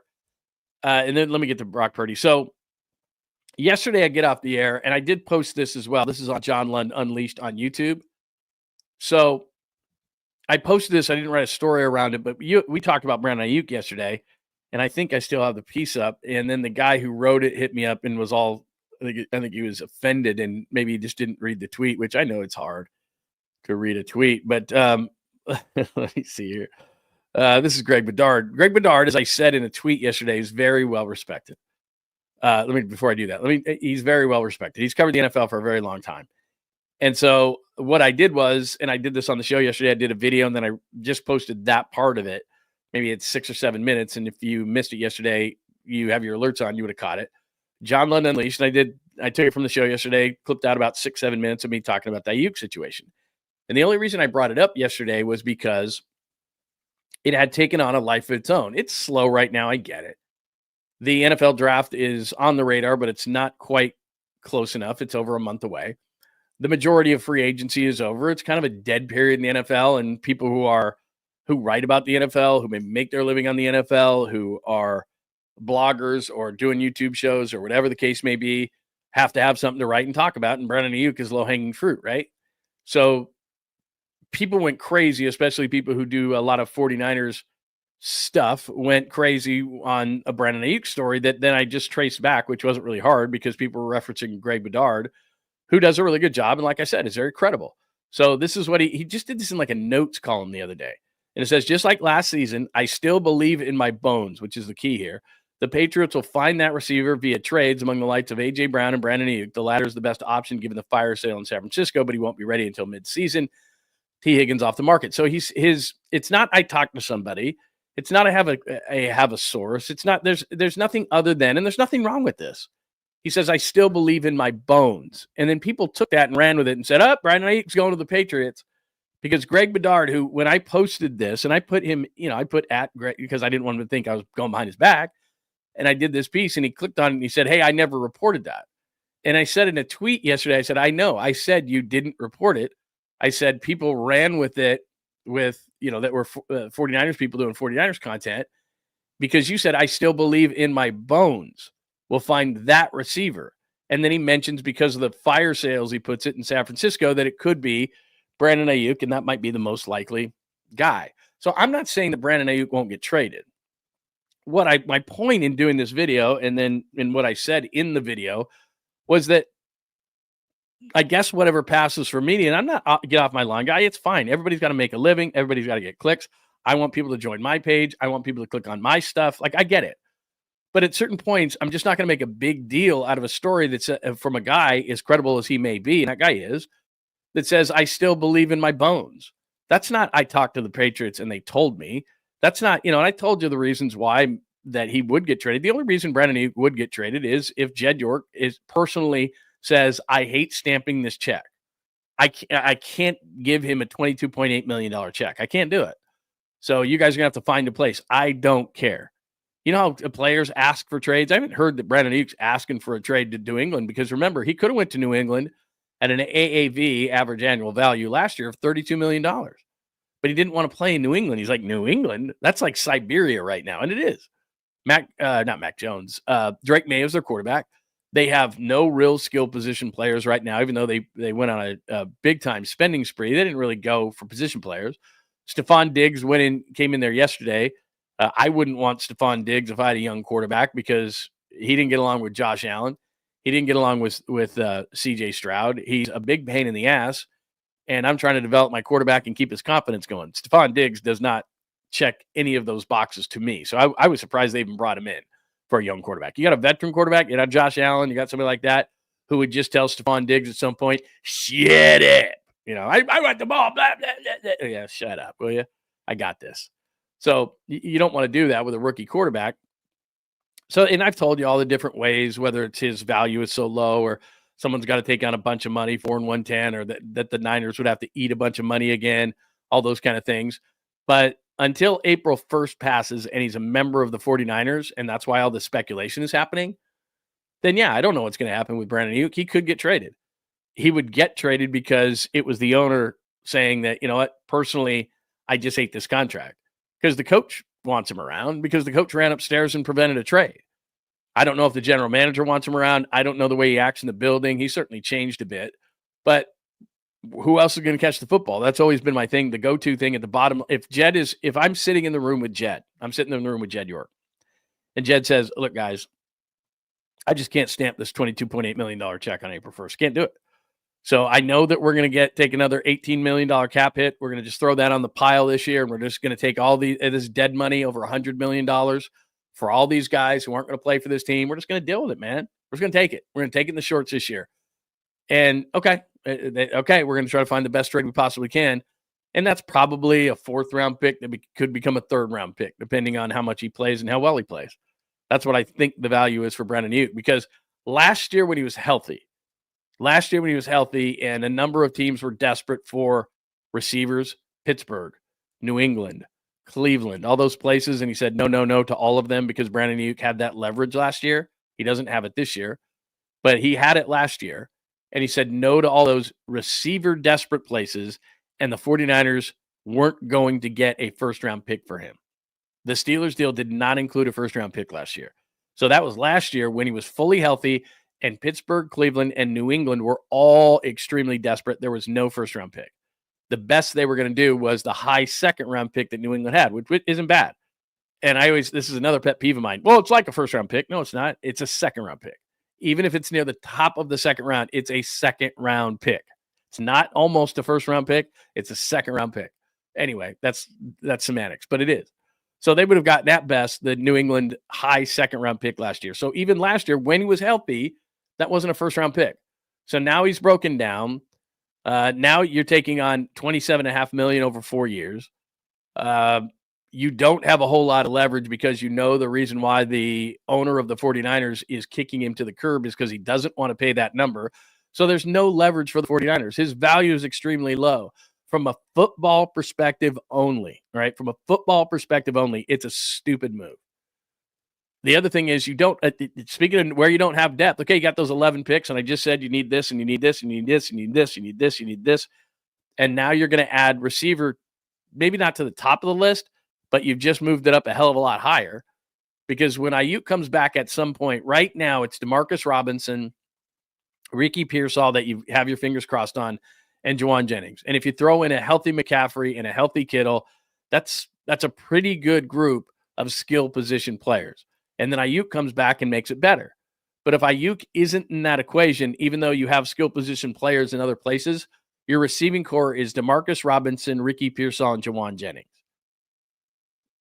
It's not horrible. It's not Patriots-like. It's not Browns-like. But still, you're probably talking a wide receiver core that's in the 20s. And now you've taken it would be nice to have another receiver, some depth, if somebody slides down into the 3rd, 4th, 5th round, something in that range, because you'd love to hit the trenches. And I'm going to show you a chart right now that just shows how badly the 49ers have gone away from the trenches, which is one of their major issues here. And I've talked about it, but I finally found actually a chart that shows it. But you don't want to make wide receiver that high of a priority now. So now you trade Brandon Aiyuk. Stock is down. You're taking another cap hit, another dead cap hit. Guys are not going to play for your team because emotionally you're upset and you just can't find yourself. You know, I always have to click on a mock draft. Oh, mock draft. Well, Jed just can't stamp it. It's $22.8 million. Hey, Kyle. Hey, John. Hey, powers that be. Get Brandon Aiyuk somewhere. They know you don't have leverage. So it's a long way of saying you weren't getting a first-round pick for this guy last year under pretty decent circumstances and decent leverage for yourself. Oh, we'll just keep him then. We don't like the deals. We'll just keep him, which they ultimately did. But this year, they know if you're shopping him and if you're shopping him hard, the owner doesn't want to write that check. And so you don't have leverage. He's hurt, so that you don't have leverage for that. So it's a 4th, maybe, that could become a 3rd. I think that's as good as you could possibly get for this guy. And now you need more pass catchers. So from a football standpoint, it doesn't make sense. I'm going to write the check. We're going to move on. Yeah, I'm pissed off, but it is what it is. That's what you would do from a football perspective, and that's what makes sense. But they may not. So that's a long way on the Brandon Aiyuk stuff, and that's on a separate video at johnlundunleashed.com. The pretty quiet was where I was going to go. So let me go out to the chat and make sure that we're good about the Lynch and the Aiyuk stuff, and then I'll get into Brock Purdy in just a second. What are we at? Tournament starting in just a minute. I didn't turn my TV on. What am I, stupid? I may have to leave you for 30 seconds to turn on my TV. You're like, I can't miss it. I'm gonna watch. Let's see. What do we have? Anything? Let's see. Josh B. the Prez. Good to see you, my friend. Haven't said hi, Lost Crew. I haven't seen it. Hadn't seen you today. It's very nice to see you. J49, we've said good morning to you. Hello. Anything else? Let's see. Pretty place. Let's see. Somebody saying Pooney can play offensive tackle. Like, he could, I guess, but man, he is such a good guard. I wouldn't really want to mess with that, but I understand that. All right, let me get to this Brock Purdy stuff, because these guys, they come up with a plan every single day. And as I told you, it's the slow time of the year. There's a couple of small pockets. The NFL does an amazing job of staying relevant, just an amazing job of staying relevant, much better than any other sport does. And right now there is slowness, and the 49ers haven't said anything. The agent hasn't said anything. I'm sure that there's right at the beginning of this thing, they said, let's just not play this in the media. And that's kind of Brock Purdy's thing. I think Brock probably told his agent, please don't leak stuff, because a lot of the leaks come from the agent. Please don't leak stuff. I don't want to be part of rumors. I don't want to be part of all this stuff. I don't want to play it that way. Let's get a good deal. It doesn't mean that Brock doesn't want the highest amount of money. There's a misconception that I guess every once in a while I have to bring this up. There's no hometown discount. He's not from here. He's not, oh, shucks, I was a 7th rounder, so I don't deserve as much. Like, there's none of that. The market bears how well Brock Purdy has played. It has nothing to do with pick 262. It has nothing to do with him being a 7th round. Like, that, all that stuff's gone. He's not a 7th rounder. Brock Purdy might as well have been a top 5 pick, because if you redrafted, they do those redrafts. Every single time they did the redraft of 2022, Brock Purdy was at least a top 10 pick, if not a top 5 pick. And the numbers back up. He's still a really good quarterback, and everybody focuses on the negative. My thought is he's going to bounce back. He's going to get his weapons back. I think they're going to fix the offensive line. I think they're going to go after trenches. I think Brock Purdy is going to be a much better quarterback. He tried to do too much last season because of the injuries, because guys were out, and that's not Brock Purdy. And the reason he was taken at 262 and in the 7th round is because he has physical limitations. And when your center is getting blown back into you, when you're the size that Brock Purdy is, that's an issue. And a lot of times he threw blind and he threw compromised. And that's not what he can do. And oh, by the way, he didn't have the weapons that he normally has. And some people would take that on a national level, especially, and say, well, that means you shouldn't pay him as much. There is not a quarterback in the game, in the history of the game, who has not played better when he had weapons. That's just how it is. You know, Brady, you can make the argument that Brady was the best on the basis of how long he played and how many Super Bowls and everything else. But the one thing that is hard, even if you're the biggest Joe Montana fan, is Joe had all these wonderful weapons and this great offensive coach, and he was in a really tremendous situation.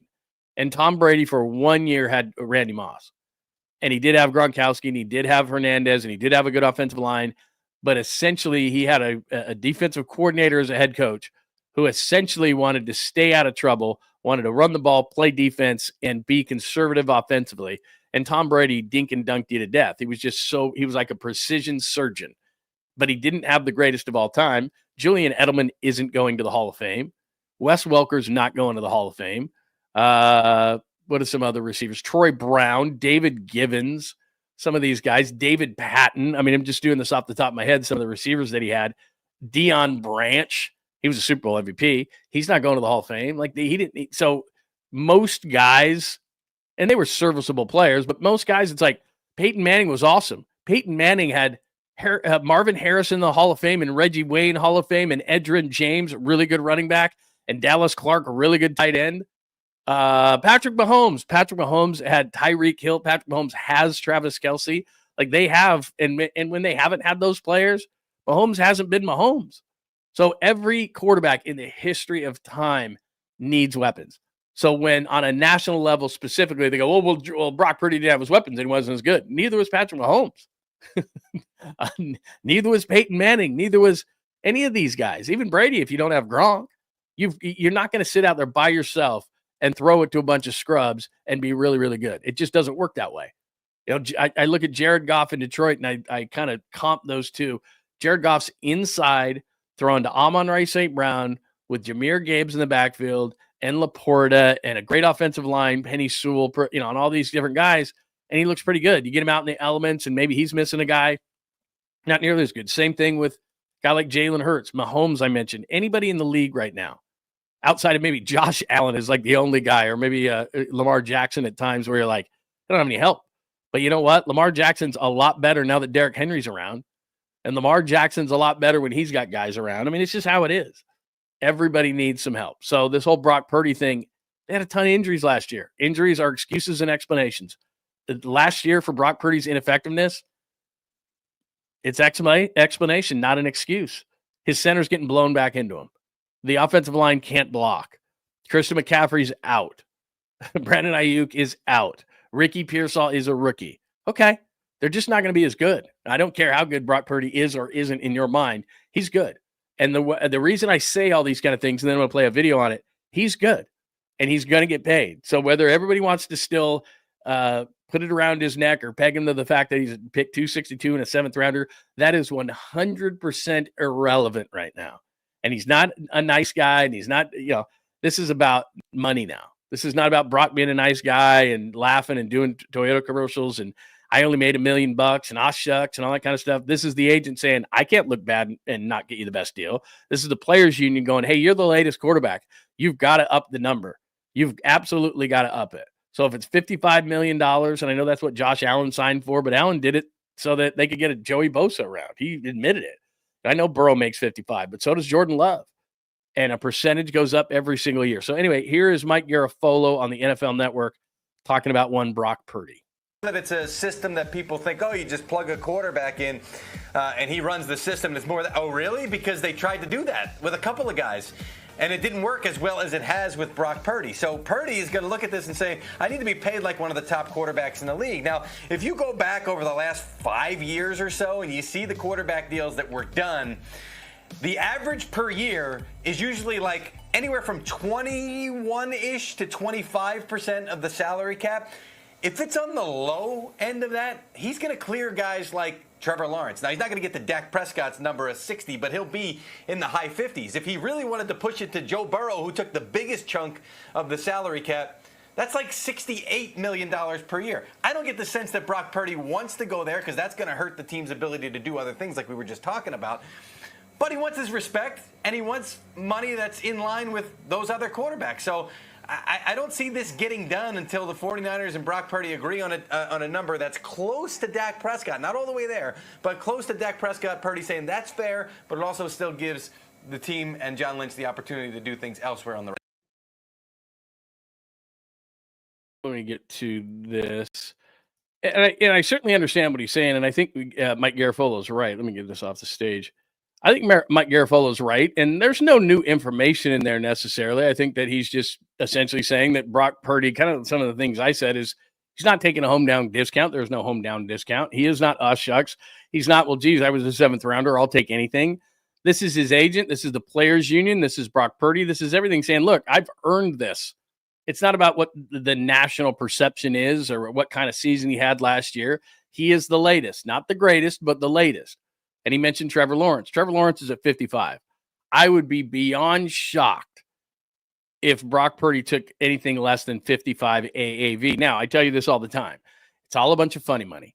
Brandon Aiyuk is not 4-120. It's 3-76. Still a damn good deal. Sam Darnold signed in Seattle for 3-110. Oh, my God. It's a 1-year, $35 million contract in which Seattle can get out after a year.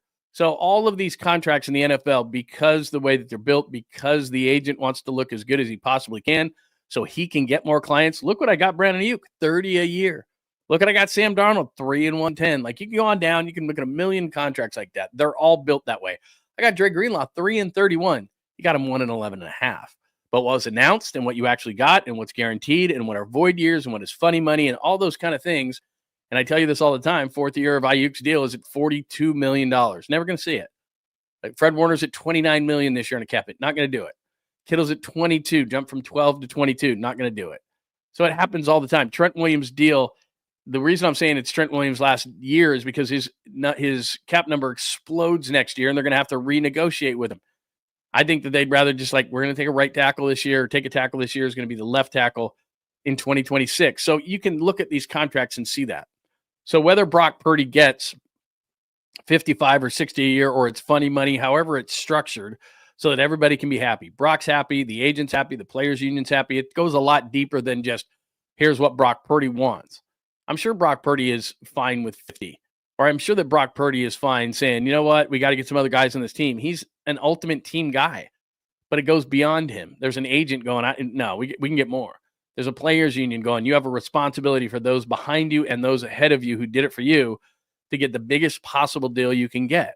So he's going to do that. And the numbers back it up and all those kind of things. Like I said, the national perception of him and what is reality and what the Niners think. And you heard Kyle Shanahan, which is a real no-no in negotiations in the end of the year press conference, drool all over Brock Purdy like he was his long-lost son. He loves the guy. So what you think, what I think, what national media thinks, what talking heads think, what screaming heads think, what people who make your ears bleed think, screaming A, they don't matter. It's not a democracy. It's the 49ers love him. They have nowhere to go. Early in the offseason, I told you this, if they really were questioning whether they were going to pay Brock Purdy, they know Sam Darnold. And Sam Darnold essentially got a 1-year, $35 million deal with the Seahawks. You don't think that Sam Darnold, knowing this system and knowing Kyle Shanahan and playing in this system and knowing that he was rehabbed by Kyle before he went to Minnesota, wouldn't have gone to Sam Darnold if they questioned Purdy and gone, hey, you know what, Sam, we'll give you a 3-110 with a year and out after the first year. They could have done that because that's what Seattle just did. They did 3-110. It's a 1-year guaranteed contract at the end of the day for $35 million. And Sam Darnold has to prove himself again. Niners could have done that. They didn't have to go down this road where they're going to give Brock Purdy a boatload of money. They're going to give him a big old check that Jed is going to have to rubber stamp, that they're going to be tied to this guy for, it's going to come out that it's a 5, 6, 7-year deal. It's probably going to end up being like a 3-year deal is what it's going to end up being at the end of the day. But still, it's going to be for a lot more money and a lot more committed money and much bigger check than what Sam Darnold got in Seattle. So if they wanted to do that, if they weren't committed to him, they would have done something like that with Sam Darnold, because it was a unique situation. There's not normally even a Darnold out there who threw 35 touchdowns. And what was he, 5th in MVP? There's never a guy. I can remember off the top of my head, what kind of free agent quarterbacks over the years have there been? Drew Brees was coming off a major rotator cuff injury, and the Chargers had drafted Phillip Rivers, so they were going to let him go anyway. They had a major injury. Miami looked into him, decided no, went to New Orleans, was fine, and the rest is history. But he was damaged goods. So Brees made it to free agency. Darnold made it to free agency. There's just not a lot. You lock up good players who get paid great. That's how it is. So they're committed to Brock Purdy. He has all the leverage. What are they going to do? Mac Jones? Don't think so. Now, Mac Jones might be able to rehab here. I just saw an interview with him with, I think it was 49ers Productions. He actually hosted Brock Purdy on a visit to Alabama. I had no idea Alabama was even interested in Brock Purdy. But I guess Mac Jones, he said that they sat around and played video games in his apartment. How fun is that? Like, oh boy, video games in your apartment. This is fun. But anyway, so they do know each other a little bit, but he's not leverage. Mac Jones is not leverage for Brock Purdy. And Kyle Shanahan might have liked Mac Jones coming out of the draft. I know that the next time we convene and talk to Kyle Shanahan, one of the first questions is going to be, so you bring in Mac Jones. Did you almost draft him at 3? That's going to be a question. But he's not leverage on Brock Purdy. So he's getting his money. He is definitely getting his money. So that's the latest. Purdy quiet. The reason I'm saying is quiet is that, and I'm not saying that Mike Garafolo made up anything there. He didn't really break any new news. He's essentially saying that Brock Purdy, because he's a 7th round pick and people perceive that he's not as good, is somehow, he's kind of dispelling the notion that he would take less money, which he's not. He's absolutely not. So there's that. This next one, let me see. I don't know. Maybe this just struck me in a weird way as I was going through stuff I wanted to talk about today and posting things and all that kind of stuff. I don't know why this is brought up. This is not on 49ers Web Zone. They're good people. They do a good job. Should the 49ers move on from Shanahan and Lynch? Is it that slow right now? Is it that slow? Because that is the lowest of the low-hanging fruit. Like, is there anybody who logically thinks after one 6-11 season, and I know what his record is, but you know what he came in with. We tend to forget this. This is after Chip Kelly. This is after Jimmy Tomsula. This is after Tomsula. This thing was like the Titanic at the bottom of the ocean. Like, the 49ers were in a terrible spot. And so it took Kyle Shanahan a little bit to build this up. Yeah, Kyle Shanahan has blown big leads in championship games that they've made it to, in Super Bowls that they've made it to. But before Kyle Shanahan came around and after Walsh, Seifert, so let's go to the late 90s after they haven't won one in now 31 years. So the late 90s into the early 2000s, into Alex Smith being picked over Aaron Rodgers. Then Harbaugh came in and he had a few good years. Then Harbaugh left and it was a dumpster fire again. And then Kyle came in and they've been relevant at least. And they go to NFC championship games when they're healthy. And they go to Super Bowls when they're healthy. And when they're hurt, they don't. I mean, since Kyle got this ship actually righted, when they're healthy, they go to NFC championship games and Super Bowls. When they aren't healthy, they crash and burn. There is no middle ground really with the Kyle Shanahan teams since they've righted the ship. When they're healthy, they go to Super Bowls and NFC championship games. Do I expect that out of this team next year? It's tough to see that right now. And I've told you, I've used this analogy with you many times. My wife, when we walk in, when when we've bought a house in our lifetime together, she can see the vision of a house. She can walk into a house and go, I know what to do with this house. And she can see it and I don't. I'm like, this place is a dump. Bushwood, a dump? And she's like, yeah, I can see it. And we took our house that we have now and she did everything with it. Her sister is a interior designer and amazing. And they can see it. I can't. Like, when I walk into a house, I'm like, dump, moving on. She's like, no. This one has good bones. We're going to figure this out. This is what it's going to be. And this can be here and that can be there. And I'm like, okay. And it worked. The same thing with the 49ers. As John Lynch said, there's a plan. Now, if the plan is just purely, as I kind of tread over some ground I've already hit today, if the plan is just draft, and I've showed you the 86 draft, and that's basically what they need to fix this thing. I mean, this is ugly, especially defensively. That's ugly. That's from Pro Football Focus, those numbers. That is ugly defensively. There's no way around it. The defensive line is atrocious. Probably, as we sit right now, the worst in the league. So you've bought a house that's just trashed on that, the front seven. Front seven's atrocious. And there's some other spots that need help as well, but they have never been more depleted in the trenches as they are right now. In fact, let me show you this. This is pretty amazing. Right here. I think this is from our good friends at 49er Data Online. Oh, this is Doug Analytics. Which teams have spent the most draft capital on trenches the last 2 years? See the Niners way down here next to the Giants, and see the Panthers? You see these terrible teams at the bottom? They're not spending draft capital on trenches. Panthers, Giants, Niners. Now the Lions aren't. That's interesting, but they've had it built up. This is the last 2 years. Raiders. So they don't spend in the trenches the last couple of years. And when the 49ers were great, what did they do? They punched you in the face. And they said, what are you going to do about it? We got the best guys in the trenches. They went from Super Bowl 54, in which they had the best line in the league. And D Ford was banged up. But Bosa's a rookie, Buckner, Armstead, And they rotated guys in. They just smoked you on the defensive line. And now you go from that to this. Again, anything under 70, not good. They have 2 guys on the inside that are graded in the 40s. Drake Jackson has been such a complete bust and hasn't been on the field. He doesn't even have a grade. And you have Bosa. And then same thing in the linebacker core. Sorry, Dean Winters ain't getting it done. The other dude next to Fred Warner, he's a special teamer they just got from Tennessee. He's not a regular player, but they had to just stick him in there because they don't have anybody. So we'll just stick a guy in there that was a special teams guy in Tennessee that played like 200 defensive snaps last year out of over 1,000. So, they are so depleted defensively that while the plan is, hey, it's the draft, you just look at that stuff and go, man, you got to get after the trenches, man. But anyway, I brought it up as why Kyle.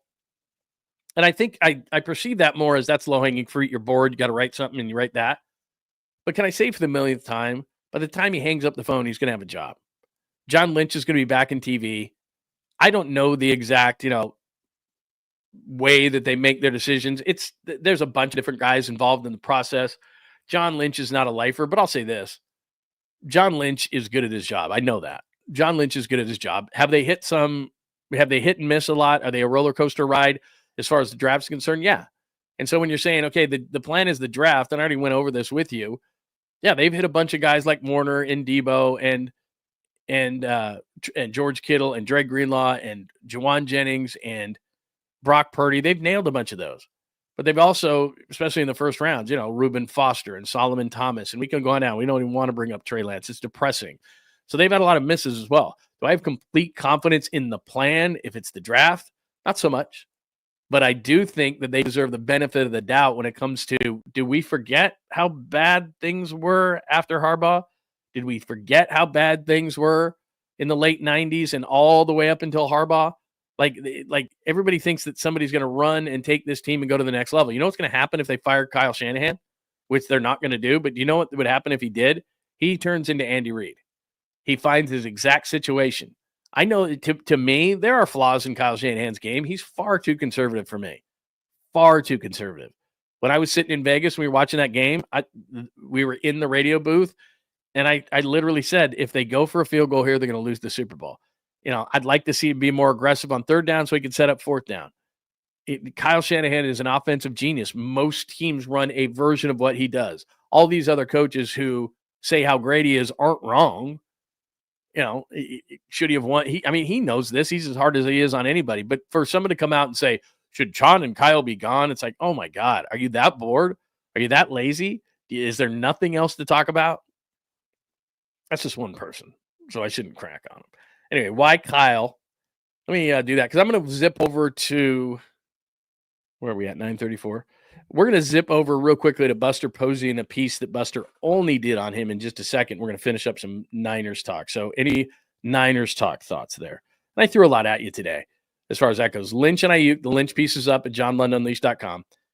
A lot of quietness around Brock Purdy, and Mike Garafolo explained some of that. Why Kyle? Lynch, Aiyuk, Purdy, quiet. Why Kyle? So we've gone over a lot of Niners stuff today. Let's see. Yeah, the Jackson thing. Don't get me started.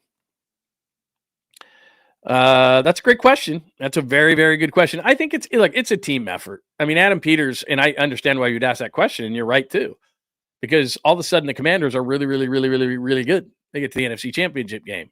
Now, I'm not going to say that they don't deserve any credit for taking Jaden Daniels, but it was kind of like, okay, Jaden Daniels falls into our lap. That was a lot of it, but still, there was a lot of different things that they did last year. I'll give you a great example. Convincing a guy like Bobby Wagner to come there. I don't know why Seattle keeps cutting Bobby Wagner, but it's like they cut him. He was still good, went to the Rams. Bring him back, cut him again. And then they had 2 linebackers that started the year for him. They cut them both midseason. Meanwhile, Bobby Wagner makes all-pro again. But things like that, those little things, and that's what I'm talking about with free agency right now, is that, Bobby Wagner wasn't a day oneer last year. It took a couple of days, but to me, it just doesn't look like the 49ers are going to do anything in that way. They're going to do the draft, and then they're going to see what slips through the cracks after the draft. Because right now, it just doesn't look like they're going to spend any money. And I don't know anything about the Menahu thing in terms of, was he always going back to Kansas City? But if it's 1 year and the max is $7 million for Menahu and he can play inside, outside, him. Chris Kuceric knows him, the defensive line coach. That was screaming to be a Niner. And they can't even come up with that money. So now I'm like, they're just not going to sign anybody. Like, people can write all these pieces all they want. Or who's left? Who could the 49ers go after? They're not going after anybody, Jim Harbaugh. They're going to draft, and then after the draft, they might sign a couple of guys. But in terms of like the next, next wave where we are right now, the next wave, which is what was this wave like 8 or 10 by this point. I'm not holding out any hope that they're going to do anything until after the draft. Maybe. Okay. I want a Brock. Very nice. The deal's going to get done. I mean, that's the whole thing. It's just funny. No. I don't feel that way at all. Actually, you know what? I think it's going to come down to the Rams and the Niners for the division. The schedule is easy. I've told you this again and again and again. When I click up that Pro Football Focus thing, which I will, just one more time, offensively, they're going to be fine. If they keep a hold of Brandon Aiyuk and he comes back at some point, the receivers are good. We know about Kittle. Even if, I do think they're going to go right tap, whatever. Even if they don't, and it's McKivitz, he's better than you think. Pooney is good. Brendel, I don't want him, but he's serviceable. Left guard, they're going to improve, and it's Trent Williams. Offensive line's the bigger issue. Christian McCaffrey's going to bounce back, I believe. I just told you I think that Purdy's going to bounce back in a big way. So they're going to score. But there's just no denying, whether you're the most optimistic 49er fan or not, that the defense right now has 2 really good players, Bosa and Warner. And you can see that in the blue numbers that they have right there at end and linebacker. I like Lenore, maybe a little overrated. I like the future of Renardo Green. I like Mustafa, who I think would have beat out Hufanga anyway. That's what I think is so funny is they lost Hufanga. Hufanga hasn't been good since 22. And Malik Mustafa was probably going to beat him out. I'm not a big Jair Brown fan. So, and they've got Salah on that side of the ball and Gus Bradley, really good defensive minds. So they're going to go heavy on the defense. They're going to go heavy in the trenches. There's no doubt in my mind. And I think they're going to be a lot better than what people are perceiving them to be, because what we do as a media is that we definitely, because we think that clicks follow, we're a lot more negative than we are positive. But from a positive perspective, they're going to score points. From a positive perspective, I expect them to go really deep into the trenches, something that for some reason, because it was a core philosophy of this regime to do this, was to build up the trenches, and they haven't done that. I just showed you a graphic that showed that they haven't done that. So no, I'm not pessimistic on the 49ers at all. I would call it realistic. I think I'm pretty realistic. And then every once in a while, when I see a dumb thing about somebody wanting to fire Kyle, I think that's low-hanging fruit and lazy. That's all I'm saying. And that's not a negative on the 49ers. I just think that kind of stuff is lazy, because he's going to win championships. Whether he's going to do it here or not is obviously up to the front office. But if Jed called him into the office and said, we're going to let you go and go in a different direction, by the time he reached his car, he'd have another job. I mean, that's a fact. I mean, there would be about 1 million phone calls going, we'll hire you. And then that's the last thing you want to do, because Philly got frustrated with Andy Reid, right? And they went, okay. And then he goes to Kansas City, and, geez, he's pretty good. Like Kyle or don't like Kyle, he's a damn good coach. Whatever. He's a damn good coach. All right, let's move to this Posey piece, because this is interesting to me. So I don't. This was from Buster Only. I read through the whole thing this morning.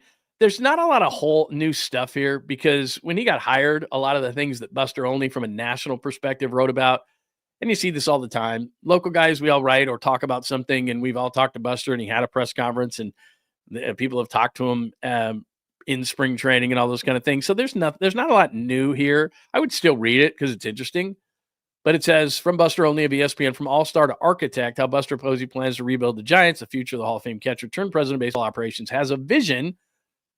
John Lynch has a plan. Buster Posey has a vision to bring baseball glory back to San Francisco. Not to ruin it for you, but again, a lot of the ground that has been tread with Buster Posey is tread here with Buster Olney. It is, hey, we're not going to rely as much on analytics, even though they're a big part of the game and we can't go backwards. I'm going to look at guys and baseball guys and the way things are done. And I got a GM that's a grinder his background is in scouting, and I'm going to convince guys to come here. And just a lot of things. We're going to play old school baseball. It goes through why he took the job. I mean, it's an extensive long piece on a lot of the ground that if you read anything that anyone wrote with all the great people that cover the Giants, there's not a lot new there. But when I was reading the piece, and I like Buster, and ultimately, as we say all the time on the show, these sports, we can talk about them and speculate and do all these things over and over and over again. Here's the bottom line. They take care of themselves. If Buster Posey wins games, people will like him. I can differentiate, and so can you. Buster Posey the player, Buster Posey the executive. They're two different people in my mind. The player, there's nothing else. This isn't going to hurt his legacy for the Giants. He was a great player. He's going to be a Hall of Fame player. He's one of the best Giants of all time. He's not individually up there with Barry Bonds and Willie Mays and those type of players, but he delivered something they did not, which is 3 championships. So he's got a special place in the hearts of Giants fans. He always will, and nothing's going to change no matter how poorly or well he does. Now, he could elevate himself if he does well, but it's not like if he does poorly in this position that people who loved Buster Posey as a player are going to think any differently of him. But as I read the piece, it kept popping through my mind. If he's successful, a lot of it will be because of him and the philosophies that he's talking about in this piece, which is less of the the numbers say this. He's going to deviate a little bit away from that. I mean, he moved the analytics office, which is talked about in this piece, which we know there's certain players, certain people he's surrounding himself with, which are more baseball people, gut feel, those kind of things, less about numbers, even though, again, they're not pulling away from numbers. That's not what he's saying. He wants to balance it. So if Farhan was numbers versus, players, he's probably evening this out a little bit more. That's why he's bringing a lot of players into spring training. JT Snow talked about it. There's a picture of Pablo at spring training, Hunter Pence, lots of guys. He wants to get players who have won and have the instincts and make it more about the players. And there's nothing wrong with that. And I think that's smart on his behalf. So he's putting his stamp on this team. But as I read the piece, it couldn't escape me that I kept thinking, are they going to allow him to do it? Because everything is about ownership. You and I talk about this all the time. Everything is about ownership. You could be potentially the greatest general manager, the greatest head coach, the greatest manager, the greatest this, that, or the other. If your management isn't dedicated to giving you all the resources you need to win at a really high level, then I don't care who you are. I don't care if you're the greatest general manager, greatest personnel person, greatest. If they are not willing to give you everything you need to win, then it doesn't matter how good you are. So I don't put any of this positively, negatively, whatever on Buster Posey. Not yet. Not yet. Because they gave him the purse strings to go get Willie Adames. But I think they said that's it. I don't think that he could go out and get Corbin Burns. I think that was a media-generated thing. I don't think the Giants were ever in on Corbin Burns. I've heard that from numerous people, that was just a fallacy, that he went to St. Mary's, and just like I said, that Greg Bedard thing yesterday, and Greg Bedard's really, really good. But all he said was, hey, I got a feeling in my bones that the Patriots are going to upgrade at receiver. Did you say receiver? Are you a different team? Brendan Aiyuk's going to the Patriots. It's like, how did you make that connection? But that happened. So it's the same kind of a thing as people went, oh, Corbin Burns to the Giants makes sense. Corbin Burns went to St. Mary's. Corbin Burns, he'd probably like to go home. Corbin Burns to the Giants. And then nobody knows where these stories actually originate from. And all of a sudden, like I said, it's like lighting a fuse and just takes off. I don't know where it started, but I heard that guy say that Corbin Burns is to the Giants. Giants never made him an offer. He went to Arizona. It's where his wife lives. It's where they live. So he was never going to be a Giant. That's not on Buster Posey. That's not saying Buster Posey can't close anything. That's the front office going, we're not giving you $245 million to get Corbin Burns. What else you got? They're not going to ever be the Dodgers. I tell you this all the time. They're the single largest entity in a market in the country. So the fourth largest media market is San Francisco. LA, Chicago, New York all have 2 baseball teams. We do not now. So that would tell me, and the A's haven't been relevant for years, especially financially. So that would tell me that the Giants would be in pretty good shape. But as I told you when they sold the 10% of the team, or planning to sell 10% of the team the other day, if I'm Buster Posey and I'm talking to Larry Baer, I'm trying to fight for my side. So when I was in radio management, for example, I would have to fight with sales and promotions, and because I'm trying to get my slice of the pie. So we would this is just a really easy example. So we would get all sorts of tickets and trips and all these kind of things.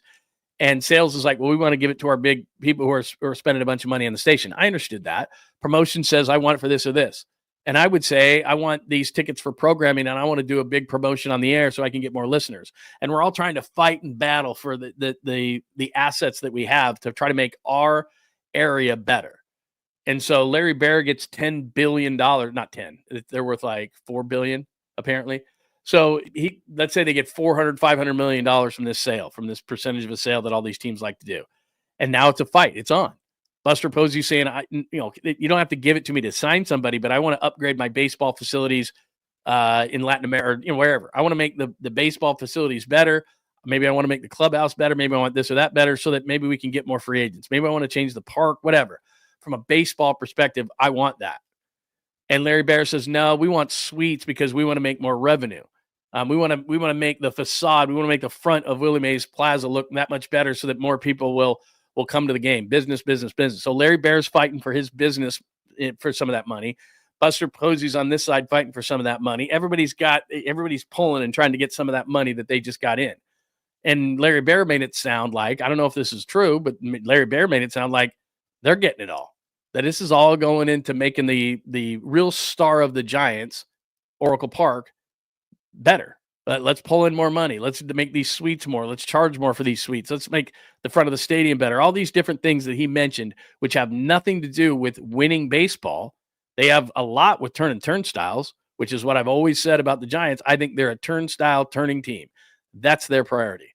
Let's win 80 or 90. Let's win, whatever it takes to be a contender. Let's win that. But in terms of being a championship style team, if it happens, it happens. But if it doesn't, we're going to look at the business side of this thing first.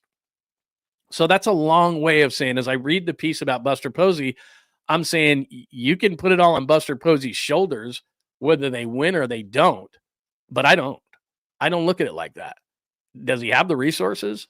Are they going to open up more pipelines, like I said, to get better Latin players in here, to get Japanese players, which they haven't had one since 2015, to maybe fix the ballpark so that automatically hitters just don't say, especially from the left side of the plate, don't say, San Francisco, I'm not hitting that ball into triples alley. Are you insane?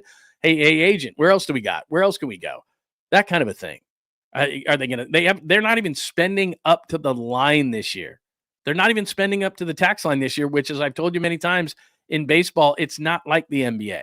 It's not egregious like that. It's a ruler slap on the wrist. It's not like we're going to take one of your fingers for stealing. It's not like that in baseball. You should at least go up to the line, especially if you're a major market team.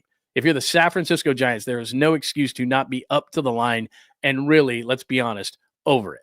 And they're not.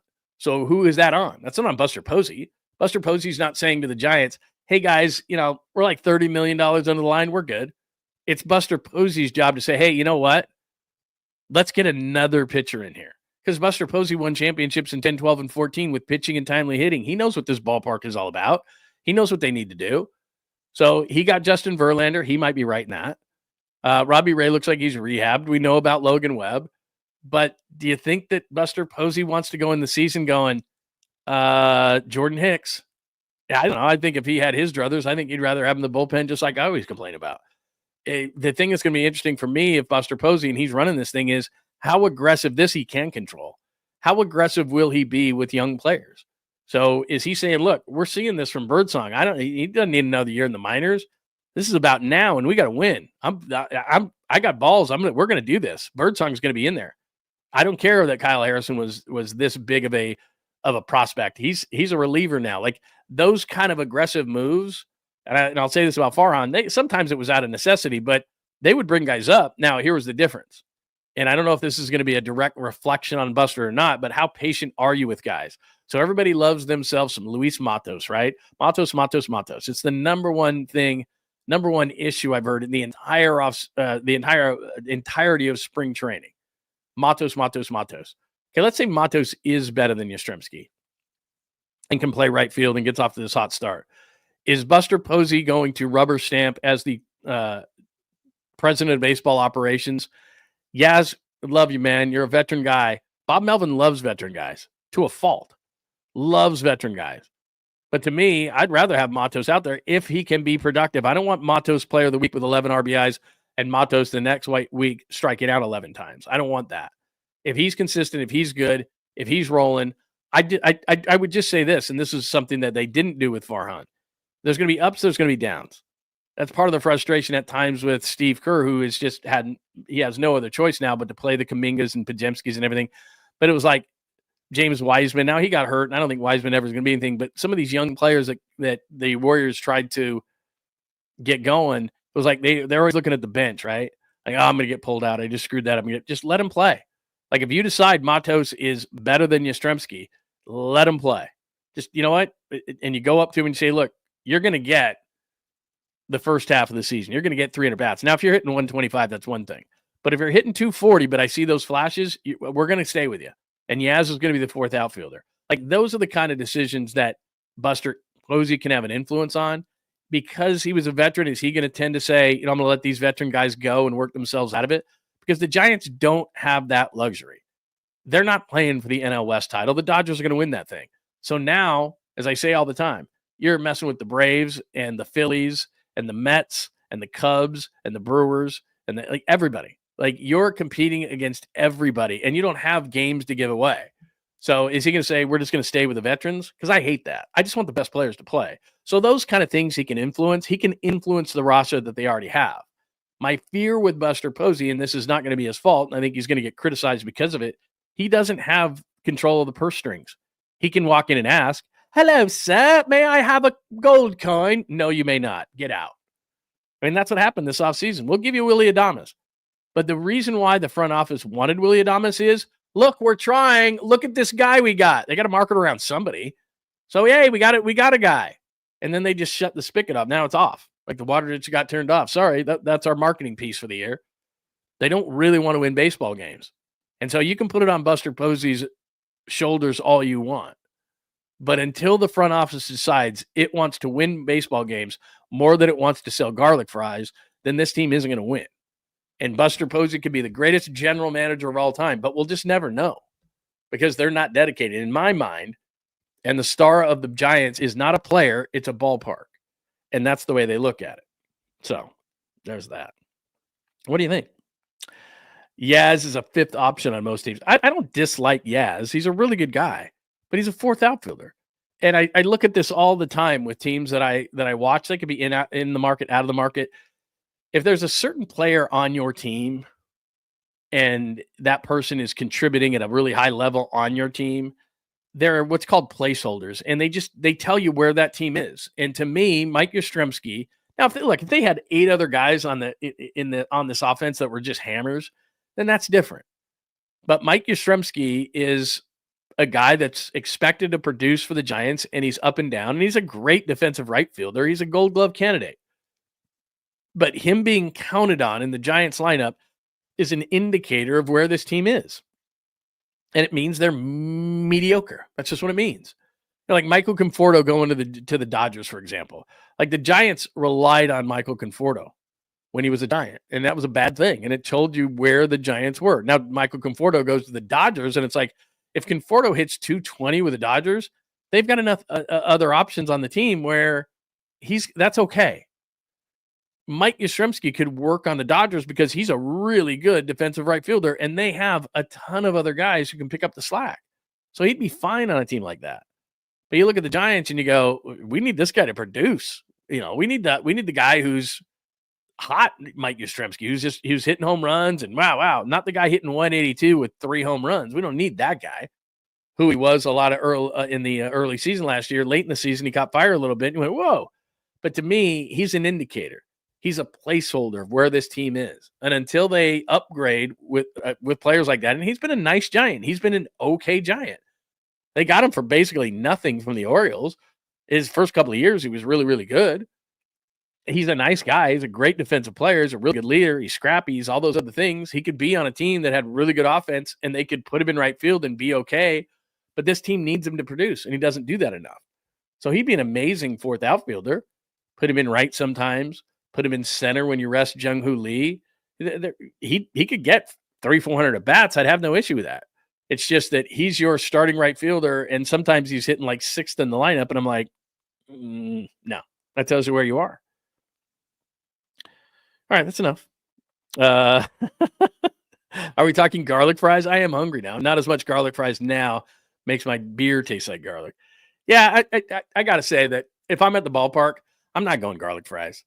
I'm not going garlic fries because, yeah, like you said, your breath. Now, my friends, do I care that much if it's a bunch of guys? Not really, but still, offensive is offensive.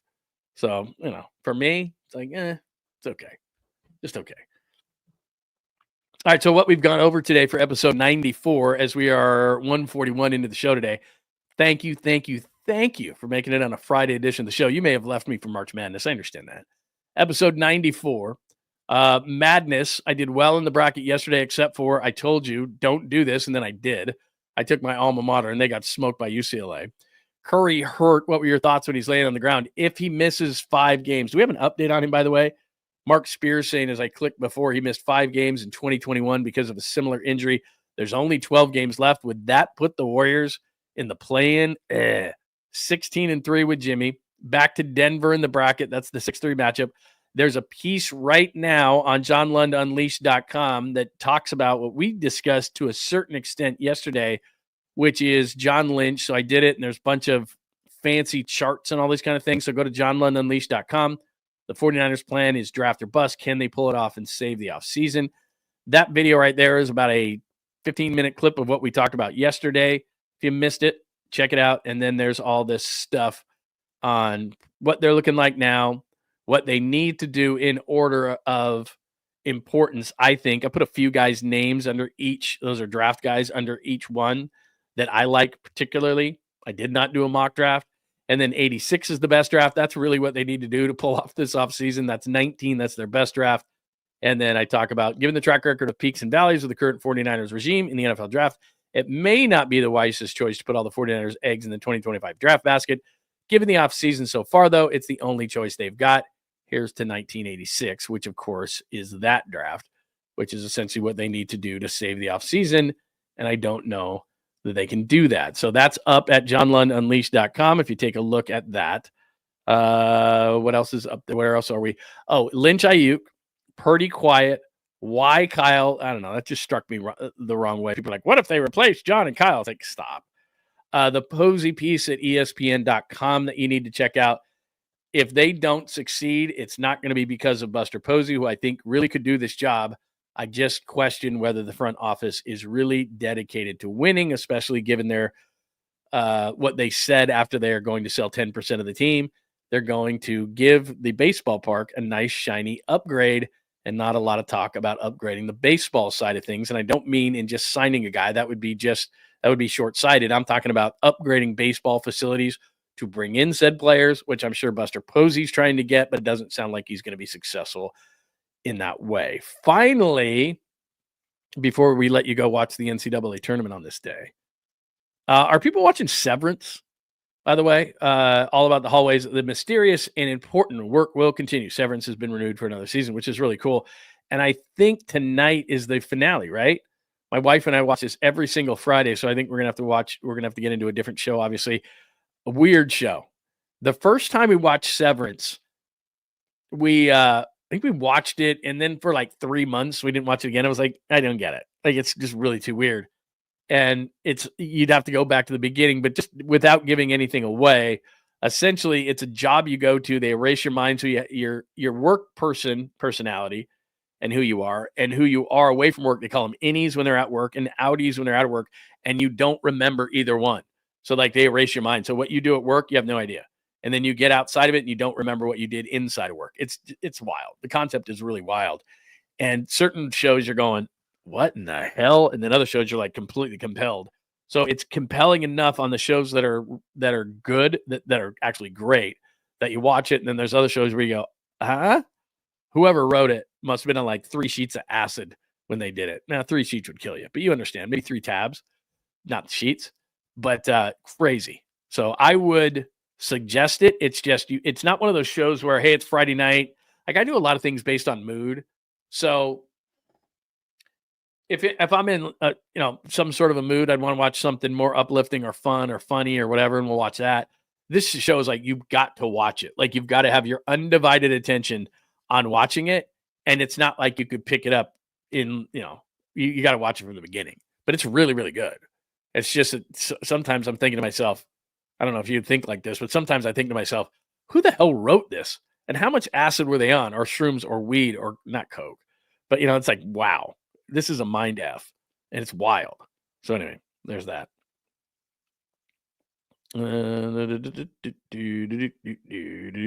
Hey, what's going on? Nacho. Wait, sorry, wrong one. Yeah, I was trying. Severance is for Westworld fans who got screwed after season 2. Yeah, it's a good show. I mean, I like it. I'm not saying it's for everybody, but you do have to have your undivided attention. You have to be in a certain kind of a mood. And anyway, that's how I am. Best garlic fries are at Mike's in Eureka. What makes them so good? I do love garlic fries. It's just that, like, they're not a first date kind of a thing. They're not, even if you're your wife or something. Boy, this is wild. Lucy in the Sky with Diamonds. Great song. Beatles, Elton John, outstanding. What else do we have? Any thoughts on Severance? Let's see. Let's see. Anything else? Any thoughts, questions, comments before we jump out of here on a Friday edition of the show? Do remember, I've gotten a couple of questions on this on Larry and I's show. It will start on every Friday night when baseball season starts. So home road, all that kind of stuff, whatever. Friday nights, we will do that Giants watch party show, which we still have not named. And we want you to be here every Friday. We have still not named it. So make sure that you give us some ideas. Hit me up in the comment section at John Lund Radio. You can hit me up. Let me know what you think. And we're going to do that. Oh, it dropped last night. I always thought it dropped on Fridays. It dropped last night. Okay. I always thought it dropped on Fridays for some reason. I don't know. But anyway, we watch it on Friday nights. Friday. Absolutely. Oh, the Milkmen. Look at that. Look at that reference. I have a great picture of Papa with the Milkmen. That was the wildest thing. I was up covering Raiders training camp. We were doing a live show from training camp, and Papa was out that day for some reason. So I think it was actually me and Roxy Bernstein. And we're sitting, and the Raiders used to give us great, right on the field. We're doing the show live from the field, like literally right down the sideline. They built us this little studio, kind of pseudo studio on the side, and we could watch practice from there. And I think Carson Palmer was coming on. This is how long ago it's been. And Carson Palmer was about ready to sit down with us. And we get this news that Melky Cabrera gets popped. And Melky Cabrera at the time's hitting like 350. There's the, milkmaids, and everybody's going crazy. And he's this big phenomenon and all this kind of stuff. And then he gets popped for PEDs. It was like, wow. And we're up at Raiders HQ live from training camp. And like, we're trying to rush Carson Palmer off the show. Like, hey, we have Carson Palmer here. But by the way, the thing, I don't know if you remember this, but Carson Palmer, and I don't know if they even do this anymore, but this was old school. And they did a rookie hazing thing in which Carson Palmer shaved penises in their hair on the top of their head. And it was before a national game. It was a preseason game between the Cowboys and the Raiders, if you remember that. And so we had seen pictures of it, and we had seen pictures of Carson actually doing it, and he didn't want him to come out. So he sits down, and knowing me, what do you think the first thing I asked Carson Palmer? Dude, you're the penis barber. You're amazing. And he just looked at me like, I hate you so much that you're bringing this up.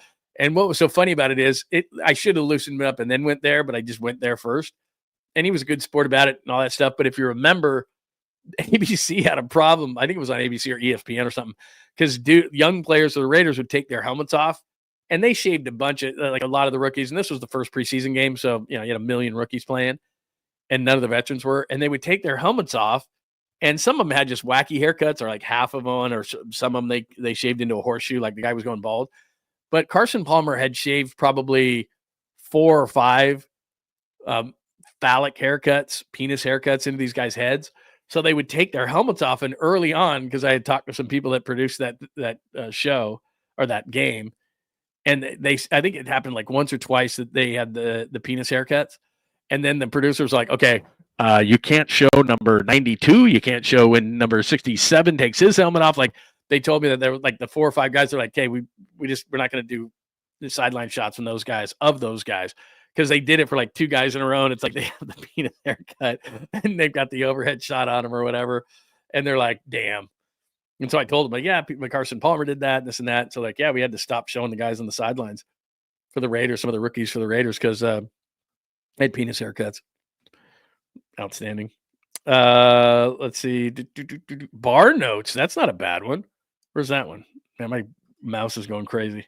Bar notes with Larry and Lund. That's not a bad one. What we're going to be doing is, if you haven't heard, we're not going to be complaining about the Giants. We're going to have a great time. It's going to be like a Manning cast. We're going to have some people on. We're going to drink some beers. We're not going to complain about the game. If you complain about the game, then you have to throw into like a swear jar or something. And we haven't decided that either. So if you want to let us know, like, this is what you should do, then we'll do something like that. But that's essentially what we're going to do. It's going to be on a Friday night. It's going to be for Giants games during the Giants season, home or road. We're just going to have fun. Yeah, I don't know if I could convince Larry for acid. And plus, I did that early, like acid mushrooms and stuff in my life. And I'm glad I did. But at this point in my life, nah, I'm past that. I'm not going to do that. Yeah, you know what? That's there's something to be said for that, Pine Needle, where you said call the show something simple, Boys Night with the Z. It might be that. He was thinking something like Chugs or something like a chug this, chug that. And I'm like, I don't know, whatever.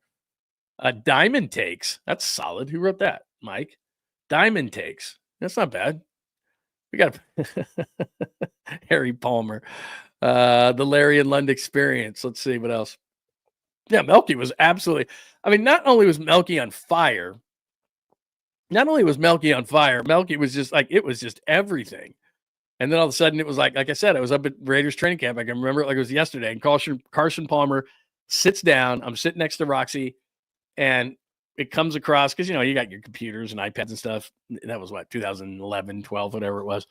And we see, and we're like, Melky just got popped. And I just off the top of my head, I'm thinking he's hitting like 353 at the time. Papa's doing those pregame shows, and they got the milkmaids, and all those guys were out in left field. Remember, that would dress up like milkmen. And they had just done like a week prior on NBC Sports Bay Area or whatever, Comcast, whatever they called it back then. Because I remember I was hanging out at the park that day, and you had Papa in a milkmaid thing, and a bunch of the guys, and I think Sean Estes was doing it. And it was this big thing, and then they had all those guys who were doing the milkmen, I guess it was milkmen. They were the milkmen, and then they had milkmaids. And so knowing Papa, it was milkmaids that made it. Like the milkmen, they're like, get off the stage, get off the set. But they had all of them, and then they're out in left field, and everyone's having a good time. Giants are playing well, and all of a sudden, dude's hitting like 353, gets popped for PEDs. And we're like, well, we're at Raiders training camp. We got to talk Raiders. So I'm like, okay, we're going to hustle Carson Palmer off the set. And then we got to talk about Melky. Literally, I mean, they're playing the music back into the show. Hey, welcome in. We're live from Raiders headquarters. I think it was on 95.7, right? We're at 95.7 the game, and we're at Raiders training camp. Carson Palmer sitting down, and I remember Roxy tapping me and showed me his computer screen that Melky had just gotten popped for PETs. And I'm just like, oh, my God, you've got to be kidding me. So we rushed through the interview. Carson was funny. We mainly talked about the haircuts. And then we went all Melky all the time, live from Raiders HQ in Napa. Crazy day. All right. I think that'll do it for us. Chugs. There we go. There's Mike with one. Chug-a-lugs and tater trots. That ain't bad. Because he wanted some side of chugs in there. So I don't know. I always think chugs. I always think Chubbs. Chubbs is from Happy Gilmore. So anyway, keep them coming. I love it. Absolutely great. All right. Thanks for hanging out for episode 94. We all have NCAA basketball to catch up and to watch. Remember, we don't just do Monday through Friday at 8 a.m. Pacific time. We also do Saturdays at 10 a.m. And we usually do like a tight hour for that. You know, we don't go, we go a couple of hours during the day, but we'll do like a tight hour tomorrow at 10 o'clock if you're new around here on John Lund Unleashed or the Bay Area Sports Collective. So we'll be back at 10 a.m. tomorrow on a Saturday just for a tight hour to say hello. I was going to say we take Sundays off, but hey, if news breaks or whatever, we jump back on. Please make sure you're subscribed on John Lund Unleashed on YouTube, as well as John Lund Unleashed and the Bay Area Sports Collective. So go to Bay Area Sports Collective on YouTube, and you can subscribe there. Thanks to those watching on Instagram today, on X at John Lund Radio. We're on Facebook, John Lund, and John Lund Unleashed on Facebook. And we're trying to bother the people that are actually trying to work on LinkedIn. So make sure that you check us out if that is the way you want to do it. Any way you want to do it. Let me just check a couple of these other places to make sure that we don't have any questions or comments. We are good in that regard. So we're good. I think we've caught everything as far as the names. Keep them coming because I'll go back through these names and check these out a little bit later. But good stuff today. In episode 94, I will write again today. So go to johnlundunleashed.com. We will release a couple of shorts as we always do. A couple of things on a couple of the biggest stories today. We'll update you on Steph Curry if any news breaks there. So make sure you have your alerts on. Please, please, please. As Papa J always tells us, please like and subscribe. The like helps the algorithm, which is a big deal as well. So make sure you please do that for me. That would be absolutely tremendous. And I appreciate everybody doing that. One more thought on my good friend, Dr. Riopel with Riopel Cosmetic Surgery and Laser Center. I'm telling you right now, my wife is doing the stem cell. And I told you this. He did stem cell on Bartolo Colon. He's one of the first, Dr. Riopel is one of the first to do stem cell in California, which was years and years ago. He is absolutely great at it. My wife, the shoulder, the elbow, she had her foot done this week.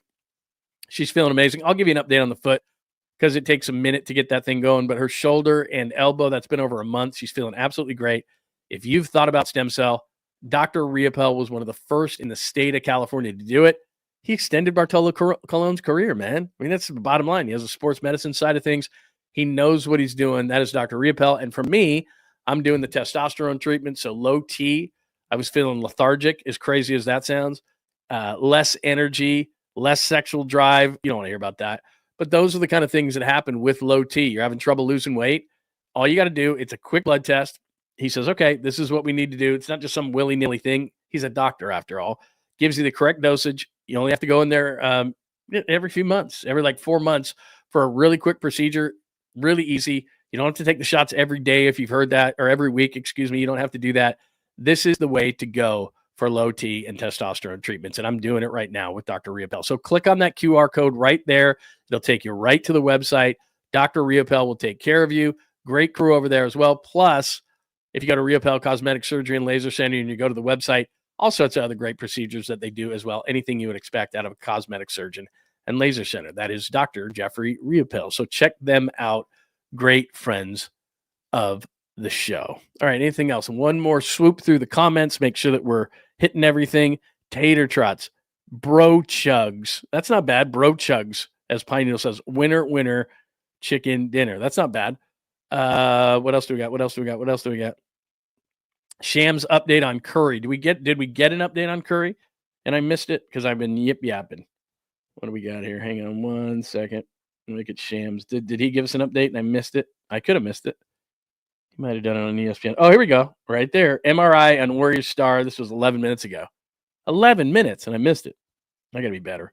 MRI on Warriors star Steph Curry. Pelvic area confirmed a contusion, which is a fancy name for bruise. Contusion, no structural damage. He's expected to miss the start of Golden State's 6-game roading trip, including Saturday in Atlanta, as he receives treatment over the next few days. All right, so in 2021, and I popped this up earlier for you, so just 1 minute here. I popped this up earlier for you from Mark Spears, our good friend, and we played that from Steve Kerr earlier. So the part that's interesting now is Curry missed 5 games. Did you see that second tweet? Curry missed 5 games after having a pelvic injury in Houston. So he's going to miss the game Saturday in Atlanta. My concern is it 5 games? Is it the same kind of thing? Because they're going to take a conservative approach with Steph Curry. You know that. And they're going on the road, which is difficult anyway. And I think that Jimmy Butler will step up. But as Shams just said right there, no structural damage. Going to miss Saturday in Atlanta.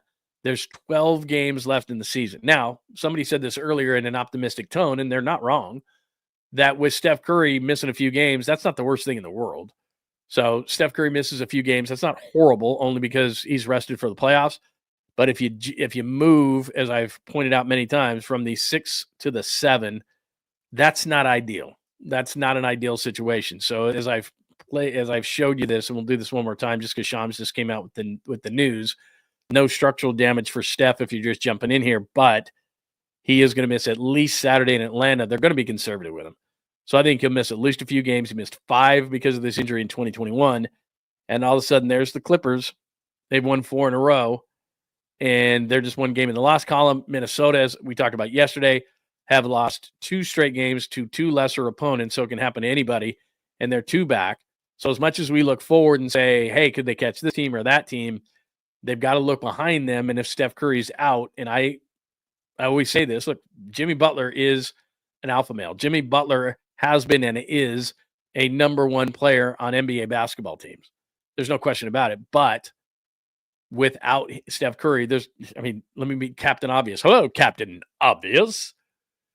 Him missing games is going to affect things. Oh my God, seriously, Lund? So will they drop into that 7 spot? That's the scary part of the timing of this injury is you don't want to overuse Steph. Long term, maybe this isn't a horrible thing as long as you can stay in the 6th slot at the very least. So there you go. That's the latest on Steph Curry, and thanks for the reminder of that. Yeah, a little silver lining. Maybe if they can keep that 6th spot. Bro chugs. Okay. Good stuff. Keep them coming. I will make sure that I look at this. Hit me up on the comments line after the show. I always try to get the comments and thoughts. You can hit them here at YouTube. Also on X, I check those a lot at John Lund Radio. So make sure that you are there, any of those places. And remember, for all things Unleashed, including a new piece that I'm going to write, new videos that we put up, updates on podcasts, all sorts of things, John Lund Unleashed merch, all that available at johnlundunleashed.com. Everybody have a great Friday. Best of luck with your brackets. We'll be back at 10 a.m. tomorrow at the very latest on a Saturday to wrap up just for an hour of the week and start of the weekend and everything like that. If you can't make it, have a great weekend, and we'll talk to you very, very soon. Happy day 2 of March. Thanks for hanging out with John Lund Unleashed. We'll try to be better next time, though I wouldn't hold my breath.